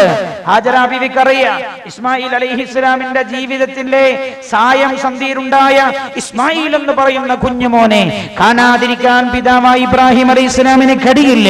അതുകൊണ്ട് തന്നെ സ്വന്തം അഭിപ്രായ പ്രകാരം എന്നെയും മകനെയും മാത്രം മക്കയിലാക്കിയിട്ട് ഇബ്രാഹിം പോവുകയില്ല എന്നറിയാവുന്ന ഹാജറ ബീവി ഉടനെ ചോദിച്ച ചോദ്യം എന്താ അറിയോ? അല്ലാഹു അമറക ബിഹാദാ, അല്ലാഹുവിന്റെ കൽപ്പനയാണോ? ഉടനെ പറഞ്ഞു അതെ. പറഞ്ഞ മറുപടി എന്താ? ഇതല്ല, എന്നാൽ അങ്ങ് പോയിക്കോളൂ, അല്ലാഹു ഞങ്ങളെ ഏറ്റെടുത്തുകൊള്ളും. ഇസ്മായിലിന്റെ മറുപടി നോക്ക് നിങ്ങൾ. ഇസ്മായിൽ അലൈഹിസ്സലാമിന്റെ മറുപടി എന്താ? അള്ളാന്റെ കൽപ്പനയാണോ പിതാവേ, നടപ്പിൽ വരുത്തണം. അള്ളാഹുവിന്റെ തൃപ്തിയാണ് നമുക്ക് ഏറ്റവും പ്രധാനം. ഞാൻ ചോദിക്കട്ടെ, 2.5 വയസ്സുള്ള കേവലം ഒരു കുഞ്ഞിന്റെ ഹൃദയത്തിലേക്ക് ഇത്രമാത്രമുള്ള ഒരു ചിന്ത കടന്നു വന്നത് എവിടെന്നാ? മാതാവിന്റെ മടിത്തട്ടിൽ നിന്നാണ്. അതുകൊണ്ട് തന്നെ ഞാൻ ഓർമ്മപ്പെടുത്തുന്നു, എന്റെ പ്രിയപ്പെട്ട ഉമ്മമാരെ, നമ്മൾ എങ്ങനെ മക്കളെ വാർത്തെടുക്കുന്നു അതുപോലെയായിരിക്കും മക്കൾ. യാതൊരു സംശയ വിഷയത്തിലില്ല. ഞാൻ പറയട്ടെ, ഉമ്മാക്ക് സ്വഭാവത്തിൽ അല്പം വളവുണ്ടോ? മക്കൾ നന്നായി വളഞ്ഞിരിക്കും. വാപ്പാക്ക് സ്വഭാവത്തിൽ വളമുണ്ടോ? മക്കൾ നന്നായി വളഞ്ഞിരിക്കും. അതുകൊണ്ട് ഞാൻ അവസാനിപ്പിക്കുന്നു. ഓരോ ഭാഗവും ചർച്ച ചെയ്യേണ്ടത് മൊത്തത്തിൽ ഒരു ചെറിയ ചർച്ചയായി സമയത്തിന്റെ അപര്യാപ്തത മനസ്സിലാക്കിയാണ് നമ്മൾ ഈ രീതിയിൽ ഈ ചർച്ച ഒതുക്കാൻ ആഗ്രഹിക്കുന്നത്. ഇന്നത്തെ സ്വഭാവം എന്താ? പ്ലേ സ്കൂളുകൾ വർദ്ധിച്ചു വരികയാണ്. ഇനിയിപ്പോ അതിനപ്പുറത്തേക്ക് ഇനിയും വരാൻ പോവാണ് കെയർ സെന്ററുകൾ. കെയർ സെന്റർ എന്ന് പറഞ്ഞാൽ എന്താ മനസ്സിലായോ? ഇനി നമ്മുടെ സമൂഹത്തിലേക്ക് കടന്നു വരാനുള്ളതാണ് കെയർ സെന്റർ. പണ്ടൊക്കെ 5 വയസ്സ് വരെ കുട്ടികളെ ഇരിക്കാറുള്ളത് എവിടെ? വാപ്പാന്റെ ഇമ്മാന്റെ കൂടെയാണ്. 5 വയസ്സ് വരെയും ഈ കുട്ടി ഓടിക്കളിക്കുന്നത് ഉമ്മയുടെ ചുറ്റുഭാഗത്തായിരുന്നു. ഇവിടുന്ന് പോയി പിന്നെ നമ്മൾ പറഞ്ഞു 3.5 വയസ്സാകുമ്പോ തന്നെ LKG UKG കുട്ടി പഠിക്കണം. അപ്പൊ 3.5 വയസ്സാകുമ്പോ കുട്ടി പോകാൻ തുടങ്ങി. 3.5 വയസ്സാകുമ്പോഴേക്ക് കുട്ടി പുറത്തു നിന്നുള്ള സംസ്കാരങ്ങൾ ആ കുട്ടിയിലേക്ക് കടന്നു വരുന്നത്. ഇപ്പോഴോ പിന്നെ പറഞ്ഞു പ്ലേ സ്കൂളുകൾ വേണം. 2 വയസ്സ് 3 2.5 വയസ്സ് 3 വയസ്സായ കുട്ടികളെ പ്ലേ സ്കൂളുകളിൽ കൊണ്ടുപോയാക്കി. ഇനി ശ്രദ്ധിച്ചോ നിങ്ങൾ, കെയർ സെന്ററുകൾ വരാൻ പോവാണ്. കെയർ സെന്ററുകൾ എന്താ? കെയർ സെന്ററുകൾ പാശ്ചാത്യ ലോകത്തൊക്കെ വന്നിട്ടുണ്ട്. ആ അമ്മയുടെ ഡ്യൂട്ടി പ്രസവിക്കുക എന്നുള്ളത് മാത്രം. അമ്മയുടെ ഡ്യൂട്ടി പ്രസവിക്കുക എന്നത് മാത്രം. പ്രസവിച്ച കുട്ടിയെ ഹോസ്പിറ്റലുകളിലോടനുബന്ധമായുള്ള കെയർ സെന്ററുകളിൽ കൊണ്ടുപോയാക്കിയാൽ കുട്ടിക്ക് ആവശ്യമായ പോഷകാഹാരങ്ങളും മറ്റും കൊടുത്ത് കുട്ടിയെ വളർത്തുന്ന ചുമതല ഹോസ്പിറ്റലുകൾ ഏറ്റെടുക്കാൻ. എല്ലാം വ്യവസായമായി മാറിയതുപോലെ ഇതും വ്യവസായമായി. ഞാൻ നിങ്ങളോട് ഓർമ്മപ്പെടുത്തട്ടെ, അങ്ങനെ ഒരു സംരംഭം കൂടെ സമൂഹത്തിലേക്ക് കടന്നു വന്നാൽ ഇനിയുള്ള സംസ്കാരത്തിന്റെ അവസാനത്തെ ഭാഗവും കുഴിച്ചു മൂടപ്പെടുമെന്ന് അടിവരയിട്ട് ഓർമ്മപ്പെടുത്തി ഞാൻ അവസാനിപ്പിക്കുകയാണ്. കുഴിച്ചു മൂടപ്പെടും. ഇതൊക്കെ ഇസ്ലാമിക വിരുദ്ധമായ സംസ്കാരങ്ങൾ നമ്മുടെ സമൂഹത്തിൽ വന്നു ചേരുന്നതിന്റെ കാരണമായി അതപ്പതിക്കുമെന്ന് ഞാൻ ഓർമ്മപ്പെടുത്തുന്നു. ഞാൻ പറഞ്ഞു ഞങ്ങളോട്, ഒരു കുട്ടിയുടെ മുമ്പിൽ ആദ്യം മാതൃകയായി കുട്ടി കാണുന്നത് ആരെയാണോ ആ ആളെയാണ് കുട്ടി അനുകരിക്കുന്നത് എന്ന കാര്യം നിങ്ങൾ പ്രത്യേകം ഓർക്കണം. അതുകൊണ്ട് നമ്മുടെ മക്കളെ പഠിപ്പിക്കാൻ നമ്മൾ പറഞ്ഞേക്കുന്ന സ്ഥാപനങ്ങൾ, നമ്മുടെ കുട്ടികൾ വിദ്യാഭ്യാസം നേടുന്ന മേഖലകൾ എല്ലാം നമ്മൾ വളരെ ശക്തമായി വിചിന്തനം നടത്തി നമ്മുടെ മക്കൾ ഏത് സംസ്കാരത്തിന്റെ ഉടമകളാകണമെന്ന് തീരുമാനിച്ചാവണം നമ്മൾ ഇതൊക്കെ തെരഞ്ഞെടുക്കേണ്ടത് എന്ന് മാത്രം ഈ സമയത്ത് ഓർമ്മപ്പെടുത്തിയും അല്ലാഹു സുബ്ഹാനഹു വ തആല നല്ലൊരു സമൂഹത്തിന് നേതൃത്വം നൽകുന്ന ഉപ്പയായി ഉമ്മയായി മാറാൻ അല്ലാഹു നമുക്ക് തൗഫീഖ് നൽകുമാറാകട്ടെ. ആമീൻ എന്ന് ദുആ ചെയ്തു വിശുദ്ധ ഖുർആൻ പഠിപ്പിച്ച ഈ പ്രാർത്ഥന ഒന്നുകൂടെ നിങ്ങളുടെ മനോമുഖരത്തിൽ എഴുതി വെക്കാൻ ഞാൻ ഈ സമയം ശ്രദ്ധിക്കുകയാണ്. റബ്ബനാ ഹബ് ലനാ മിൻ അസ്വാജിനാ വദുർരിയാതിനാ ഖുർറത അയ്യുനിൻ വജ്അൽനാ ലിൽ മുത്തഖീന ഇമാമാ. റബ്ബനാ ഞങ്ങളുടെ രക്ഷിതാവേ, ഹബ് ലനാ ഞങ്ങൾക്ക് നീ നൽകണമേ, മിൻ അസ്വാജിനാ വദുർരിയാതിനാ ഞങ്ങളുടെ മക്കളിൽ ഭാര്യമാരിൽ നിന്നും മക്കളിൽ നിന്നും കൺകുളിർമയേകുന്നവരെ നൽകണമേ തമ്പുരാനെ. ഒരിക്കലും കണ്ണുനീർ പൊടിക്ക് കരയേണ്ടൊരവസ്ഥ അവരിൽ നിന്നുണ്ടാകരുതേ എന്നാണ് ഖുർആൻ പഠിപ്പിച്ചത്. അല്ലാഹു റബ്ബുൽ ഇസ്സത്ത് നമ്മെ രക്ഷപ്പെടുത്തുമാറാകട്ടെ. ഞാൻ ഓർക്കുന്നു, കോർട്ടിൽ ചെന്നു. കോർട്ടിൽ ആരുടെ കൂടെ? പ്രേമിച്ച് പ്രേമ കമിതാവിനോടുകൂടെ കോടതിയിൽ ഹാജരാക്കപ്പെട്ടു. എന്തിന്? കോടതിയിൽ വന്നിട്ട് ജഡ്ജിയോട് പറഞ്ഞു, ജഡ്ജിയോട് ഞങ്ങൾക്ക് വിവാഹം ചെയ്യാനുള്ള അവസരം ഒരുക്കി തരണം. അപ്പോഴാ തൊട്ടടുത്ത് പിതാവും മാതാവും വന്നു നിൽക്കുന്നത്. പിതാവും മാതാവുണ്ട്. പിതാവിനെയും മാതാവിനെയും കണ്ടു. ജഡ്ജ് ഈ കുട്ടിയോട് പറഞ്ഞു, മോളെ, നിന്റെ കമിതാവായി ഈ കുട്ടി വന്നിരിക്കുന്ന ആൾ ആരെയാണ് നീ ജീവിതത്തിന്റെ പങ്കാളിയാക്കണമെന്ന് നീ ആവശ്യപ്പെടുന്നത്? ആ ആളുടെ പേരിൽ 3 പെൺകുട്ടികളെ തട്ടിക്കൊണ്ടുപോയ കേസ് ഈ കോടതിയിൽ നിലനിൽക്കുന്നുണ്ട് മോളെ. അതുകൊണ്ട് മോളെ, നിന്റെ ജീവിതം അവരുടെ കൂടെ സുരക്ഷിതമാവുകയില്ല. അതുകൊണ്ട് മോൾ, ഈ കാണുന്നതിന്റെ പിതാവും മാതാവുമാണ്. അവരുടെ കയ്യിലാ നിന്റെ ജീവിതത്തിന്റെ സുരക്ഷിതത്വമുള്ളത്. അതുകൊണ്ട് മോള് അച്ഛന്റെയും അമ്മയുടെയും കൂടെ പോയിക്കോളൂ. മോൾ ഇവന്റെ കൂടെ നിന്റെ ജീവിതം സുരക്ഷിതത്വമല്ല. അതുകൊണ്ട് മോള് പോകരുതെന്ന് ജഡ്ജി പറഞ്ഞപ്പോ ഈ കുട്ടി പറഞ്ഞെന്തറിയോ? കുട്ടി പറഞ്ഞു ജഡ്ജിയോട് പറഞ്ഞു, തന്റെ ഉപ്പയും ഉമ്മയും ചൂണ്ടിക്കാണിച്ചിട്ട് പറഞ്ഞു, അതെന്റെ വാപ്പയും ഉമ്മയാണെന്ന് സമ്മതിക്കാൻ ഞാൻ തയ്യാറല്ല. അങ്ങനെ ഒരു ഉപ്പയും ഉമ്മയും എനിക്കില്ല സർ. സർ, ഇന്ത്യൻ നിയമം അനുസരിച്ച് 18 വയസ്സായ പെണ്ണിന് ആരുടെ കൂടെ ജീവിക്കണമെന്ന് തീരുമാനിക്കാനുള്ള അവകാശമുണ്ട്. അതുകൊണ്ട് ഇവന്റെ കൂടെ പോകാൻ എന്നെ അനുവദിക്കണം. ഞാൻ ചോദിക്കട്ടെ നിങ്ങളോട്, 18 വയസ്സായ ഒരു കുട്ടിക്ക് താൻ 18 കൊല്ലവും ലഭിക്കാത്ത ഹൃദ്യമായ ഒരു സ്നേഹം ഒരു സ്ഥലത്ത് കണ്ടപ്പോഴാണ് കുട്ടിയുടെ മനസ്സങ്ങോട്ട് ചാഞ്ചാടിയത്. ഞാൻ എന്റെ പ്രിയപ്പെട്ട രക്ഷിതാക്കളോട് ഓർമ്മപ്പെടുത്തട്ടെ, ഹൃദയം നിറഞ്ഞ സ്നേഹം നമ്മുടെ മക്കൾക്ക് നൽകാൻ കഴിഞ്ഞാൽ പുണ്യനബി ഇതൊക്കെ പഠിപ്പിച്ചിട്ടുണ്ട്. അതൊന്നും നമ്മുടെ ചർച്ചയിൽ വന്നില്ല. ഞാൻ മൊത്തമായൊരു ചർച്ച ചെയ്ത് അവസാനിപ്പിച്ചതാണ്. മൊത്തമായൊരു ചർച്ച. ഹൃദയം നിറഞ്ഞ സ്നേഹം നമ്മുടെ മക്കൾക്ക് നൽകാൻ കഴിഞ്ഞാൽ, ഞാൻ ചോദിക്കട്ടെ, മക്കൾ വാപ്പയെയും ഉമ്മയെയും വിട്ട് മറ്റൊരു സ്ഥലത്തേക്കും കൈവിട്ടു പോവുകയില്ല എന്ന് ഓർമ്മപ്പെടുത്തി. സ്നേഹം കുറഞ്ഞു പോയ കാലഘട്ടത്തിൽ മക്കൾക്ക് യഥാർത്ഥ സ്നേഹം നൽകാൻ രക്ഷിതാക്കൾക്ക് കഴിഞ്ഞാൽ നല്ല ഒരു തലമുറയെ സൃഷ്ടിക്കാൻ കഴിയും. നമ്മൾ പലപ്പോഴും കുട്ടികളെ കണ്ടിട്ട് പേടിപ്പിക്കല, അടിക്കല. അടിയല്ല പരിഹാരം. ഞാൻ ചോദിക്കട്ടെ നിങ്ങളോട്, ലോകത്തെ ഏറ്റവും ഉത്തമമായ പിതാവാരാ? ലോകത്തെ ഏറ്റവും മാതൃക കാണിച്ച പിതാവ് ഹബീബായ നബിയുനാ റസൂലുള്ളാഹി സ്വല്ലല്ലാഹു അലൈഹി വസല്ലമ തങ്ങളാണ്. പുണ്യ നബി നിങ്ങൾ കേട്ടിട്ടുണ്ടോ? ഞാൻ ചോദിക്കട്ടെ, നിങ്ങളിൽ പലരും മക്കൾ അടിച്ചിട്ടുണ്ടാവുമല്ലോ. മക്കൾ അടിച്ചിട്ടുണ്ടാവുകയില്ലേ?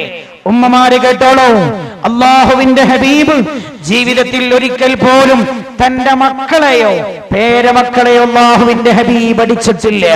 തന്റെ മക്കളെ അടിച്ചിട്ടില്ല. അടിച്ചല്ല പ്രവാചകർ ഫാത്തിമ ബീവിയെ ലോക മാതൃകയാക്കിയത്. ഹസൻ ഹുസൈനെ പുണ്യനബി അടിച്ചിട്ടില്ല.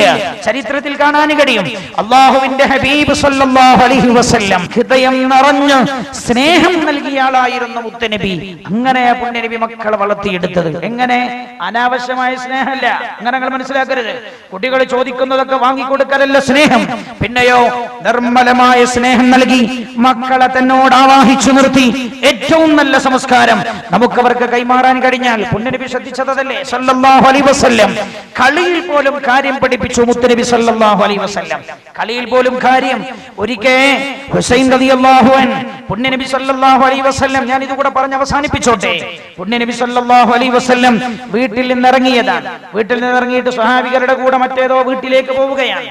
വഴിയിലൂടെ റസൂലുള്ളാഹി നടക്കുമ്പോൾ കാണുന്നത് ഹുസൈൻ റളിയല്ലാഹു അൻഹു, ഫാത്തിമ ബീവി റളിയല്ലാഹു അൻഹയുടെ പ്രിയപ്പെട്ട മകൻ ഹുസൈൻ റളിയല്ലാഹു അൻഹു കളിച്ചുകൊണ്ടിരിക്കുകയാണ്. ആരുടെ കൂടെ? തന്റെ കൂട്ടുകാരോടൊപ്പം കളിച്ചുകൊണ്ടിരിക്കുകയാണ്. അല്ലാഹുവിന്റെ ഹബീബ് വഴിയിൽ വെച്ച് ഹുസൈൻ റളിയല്ലാഹു അൻഹുവിനെ കണ്ടപ്പോ, ഓ എന്റെ മോൻ ഹുസൈൻ, മോനിങ് വാ എന്ന് പറഞ്ഞ അല്ലാഹുവിന്റെ ഹബീബ് കൈ കാണിച്ചപ്പോൾ ഹുസൈൻ റളിയല്ലാഹു അൻഹു ഓടി വന്നു. കൊച്ചുകുട്ടിയാണ് ഹുസൈൻ. ഹുസൈൻ റളിയല്ലാഹു അൻഹു ഓടി വന്നപ്പോ അല്ലാഹുവിന്റെ ഹബീബ് ബേക്കോട്ട് ഇങ്ങനെ പോയി. കൈ കാണിച്ചുകൊണ്ട് പിന്നിലേക്ക് പോകുന്നതിനനുസരിച്ച് ഹുസൈൻ റളിയല്ലാഹു അൻഹു സ്പീഡിൽ ചെന്നപ്പോൾ അല്ലാഹുവിന്റെ ഹബീബ് വാരിപ്പുണർന്നെടുത്ത് തുരുതുരാ ചുംബനം വെച്ചുകൊണ്ട് പറഞ്ഞു, അല്ലാഹുമ്മ ഹദാ ഇബ്നി ഹുസൈൻ ഇന്നി ഉഹിബ്ബുഹു ഫഉഹിബ്ബ. അല്ലാഹുവേ, ഇതെന്റെ മോൻ ഹുസൈനാണ് റബ്ബേ, ഞാൻ അവനെ ഇഷ്ടപ്പെടുന്നു. ഫഅഹിബ്ബ, അതുകൊണ്ട് നീയും അവനെ ഇഷ്ടപ്പെടണമേ. കൊച്ചു കുഞ്ഞായ ഹുസൈൻ റളിയല്ലാഹു അൻഹുവിന്റെ ഹൃദയത്തിലേക്ക് അല്ലാഹുവിനെ കുറിച്ചുള്ള വിചാരം അല്ലാഹുവിന്റെ ഹബീബ് കടത്തുന്നത് ശ്രദ്ധിക്കൂ നിങ്ങൾ.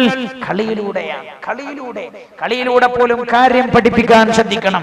ഞങ്ങളോട് പറയട്ടെ, പല വാപ്പാരും മക്കളോട് കൂടെ കളിച്ചാൽ അവരുടെ മുമ്പിൽ നമ്മുടെ ഡിഗ്നിറ്റി കുറഞ്ഞു പോകുന്ന നമ്മൾ മനസ്സിലാക്കുന്നത്. എന്നാ ഞങ്ങളോട് പറയട്ടെ, പുണ്യ നബി സല്ലല്ലാഹു അലൈഹി വസല്ലമ തങ്ങൾ ഹസൻ ഹുസൈൻ റളിയല്ലാഹു അൻഹുമ ചരിത്രത്തിൽ കാണാം. പുണ്യ നബി വീട്ടിന്റെ അകത്ത് പണ്ടൊക്കെ ആനകളി എന്ന് പറഞ്ഞൊരു കളിയുണ്ട്, പശുക്കളി എന്നൊക്കെ പറയും. കുട്ടികൾ പുറത്തു കയറിയിരിക്കും. വാപ്പ അങ്ങനെ അല്ലെങ്കിൽ കൂടെയുള്ള ആളുകൾ ഇങ്ങനെ രണ്ട് കൈയും കാലും കുത്തി ഇരുന്ന് കൊടുക്കും. ഇങ്ങനെ നടക്കുന്നിട്ട് പുണ്യ നബി ഇതേപോലെ ആര് അൻതല്ലദീ ലൗലാക മാ ഖുലിഖംറുൻ കല്ലാ വലാ ഖൽഖുൽ വറാ ലൗലാക. ലോകമില്ലെങ്കിൽ ലോകത്തിന് തന്നെ ജന്മമില്ലെന്ന് പുകഴ്കൊണ്ട നബിയുനാ റസൂലുള്ളാഹി സ്വല്ലല്ലാഹു അലൈഹി വസല്ലം തന്റെ രണ്ട് കൈയും രണ്ട് മുട്ടും നിലത്ത് കുത്തിയിട്ട് ഹസൻ ഹുസൈൻ റളിയല്ലാഹു അൻഹുമ രണ്ടുപേരെയും തന്റെ പുറത്തിരുത്തിയിട്ട് അല്ലാഹുവിന്റെ ഹബീബ് പശുക്കളി കളിച്ചിരുന്നു വീട്ടിന്റെ അകത്ത് വെച്ച്. നിങ്ങൾ ശ്രദ്ധിക്കണം, കുട്ടിക്ക് ഏറ്റവും കൂടുതൽ സ്നേഹം നൽകാൻ, കുട്ടിയുടെ മുമ്പിൽ ഏറ്റവും നല്ല സ്നേഹത്തിന്റെ മാതൃകയായി ഉപ്പക്ക് മാറാൻ കഴിഞ്ഞാൽ, ഉമ്മക്ക് മാറാൻ കഴിഞ്ഞാൽ, അവരെ വിട്ട് മറ്റൊരു ഭാഗത്തേക്ക് ചിന്തിക്കാനും മക്കൾ സന്നദ്ധരാവുകയില്ല. ഈ കാര്യം ഞാൻ ഓർമ്മപ്പെടുത്താൻ, മനഃശാസ്ത്രത്തിന്റെ ഒരുപാട് പഠനങ്ങൾ ഈ വിഷയത്തിൽ പറയാനുണ്ട്. ഞാൻ ഈ വിഷയം നിങ്ങൾ കൊടുത്തത് അറിയെങ്കിൽ ഞാൻ കൂട്ടാക്കൂല. കാരണം ഇത് ഒറ്റടിക്ക് ചർച്ച ചെയ്താൽ തീരാവുന്ന വിഷയമല്ല. വിവാഹം കഴിക്കുമ്പോ, വിവാഹശേഷം, ഗർഭിണിയാകുമ്പോൾ, പ്രസവിച്ച ഉടനെ, കുട്ടി മുല കുടിക്കുന്ന പ്രായം, അതേപോലെ 3 to 6 വരെയുള്ള വയസ്സ് കാലഘട്ടം, 6 to 7 to 14 വരെയുള്ള കാലഘട്ടം, പിന്നെ 15 മുതൽ അങ്ങോട്ടുള്ള കാലഘട്ടം. ഇതൊക്കെ വ്യത്യസ്തമായ രീതിയിൽ കുട്ടികളോട് ഏത് രീതിയിലാണ് നമ്മൾ പെരുമാറേണ്ടതെന്ന് പുണ്യ നബി പഠിപ്പിച്ചിട്ടുണ്ട്. അപ്പൊ ഈ കുട്ടികൾ നല്ലൊരു സമൂഹത്തെ സൃഷ്ടിക്കേണ്ട ആദ്യത്തെ പാഠശാല നമ്മുടെ വീടിന്റെ അകത്തളമാണ് എന്ന് ഓർമ്മപ്പെടുത്തി നമ്മുടെ മക്കൾ നമുക്ക് 2 ലോകത്തും, അതാണ് ഇവിടെയും പരലോകത്തും. ഞാൻ കേട്ടിട്ടുണ്ട് വാപ്പ രോഗിയാണെന്ന് പറഞ്ഞപ്പോ വീട്ടിലേക്ക് വന്നില്ല, വിളിച്ചു പറഞ്ഞവനോട് വാപ്പ രോഗിയാണ്, നീ ഉടനെ വരണം. ഇപ്പം അവിടുന്ന് പറഞ്ഞാൽ തരാം, കമ്പനി ലീവ് തരില്ല. പറഞ്ഞോടോ വാപ്പക്ക് നീ ഒരാള് മാത്രമല്ലോ, പെങ്ങള് പുതിയാപ്പള്ള കൂടെ പെങ്ങള് മാത്രമേ ഇവിടെ നോക്കാനുള്ളൂ, നീ വരണം. ഇപ്പം പറഞ്ഞു കമ്പനി ലീവ് തരുന്നില്ല. വാപ്പ മരിച്ചപ്പോ വിളിച്ചു പറഞ്ഞടോ വാപ്പ മരിച്ചു, നിന്റെ പിതാവ്, നീ വരുന്നുണ്ടെങ്കിൽ അറിയിക്കണം, നീ വന്നാലേ മയ്യത്തെടുക്കുള്ളൂ. ആ സമയത്ത് നിങ്ങൾ ചിന്തിക്കണം, കഷ്ടപ്പെട്ട് കഠിനാധ്വാനം ചെയ്ത് വളർത്തി ഒന്നിന് മാത്രമായ അവസ്ഥയിലേക്ക് തന്നെ മകനെ മാറ്റി. ഈ മോനെ വിളിച്ചു പറഞ്ഞപ്പോ മോൻ പറഞ്ഞെന്തറിയോ, വാപ്പ മരിച്ചില്ലേ, ഇനി ഞാൻ അങ്ങോട്ട് വന്നിട്ട് എന്താ കാര്യം? പാപ്പ മരിച്ചില്ലേ, ഇനി ഞാൻ അങ്ങോട്ട് വന്നിട്ട് എന്ത് കാര്യം? ഞാൻ ചോദിക്കട്ടെ എന്റെ പ്രിയപ്പെട്ടവരെ, ഇങ്ങനെയുള്ള ഒരു തലമുറയെ വളർത്താൻ നമ്മൾ കഷ്ടപ്പെടണം. അതുകൊണ്ട് ഞാൻ ഓർമ്മപ്പെടുത്തുന്നു, ഭൂമിയിൽ നമുക്ക് ഒരു ഉപകാരപ്പെടണം. ഭൂമിയിൽ ഉപകാരപ്പെടണം എങ്ങനെ? എന്റെ അനുഭവത്തിൽ ഒരു കുഞ്ഞുമോൻ ദുബായിലായിരുന്നു ജോലി. പാപ്പാക്ക് അസുഖം എന്ന് പറയുമ്പോ ജോലി അവൻ അറബിയോട് 6 മാസത്തെ ലീവ് വാങ്ങി തിരിച്ചു വന്നു. 6 മാസം കഴിഞ്ഞു വാപ്പയെ ശുശ്രൂഷിച്ച് തിരിച്ചു പോവാം. വാപ്പയുടെ രോഗം മാറിയില്ല. ഓൻ പോകുമ്പോ പറഞ്ഞെന്താ അറിയോ, ഞാൻ പോയിട്ട് അറബിയോട് 6 മാസം കൂടെ ഞാൻ ലീവ് ചോദിക്കും, ഉപ്പയെ ശുശ്രൂഷിക്കാൻ അറബി ലീവ് തന്നാൽ ഞാൻ ആ ജോലിയിൽ തുടരുമില്ലെങ്കിൽ ക്യാൻസർ അടിക്കാൻ പറയും. ഞാൻ തിരിച്ചയൽ ചെന്നു, അറബിയോട് ചോദിച്ചു, 6 മാസത്തെയും കൂടെ ലീവ് അനുവദിച്ചു. 1 കൊല്ലമായി ഉപ്പയുടെ രോഗം സുഖപ്പെട്ടില്ല. വീണ്ടും തിരിച്ചുപോയി അറബിയോട് ലീവ് ചോദിച്ചു, പറഞ്ഞു നീ ഇങ്ങനെ പോയ എന്റെ പണി നടത്താനാവില്ലല്ലോ. അപ്പൊ ഇവൻ പറഞ്ഞെന്താ അറിയോ, എനിക്ക് എന്റെ വാപ്പയെക്കാളും വലുതല്ല എന്റെ ജോലി,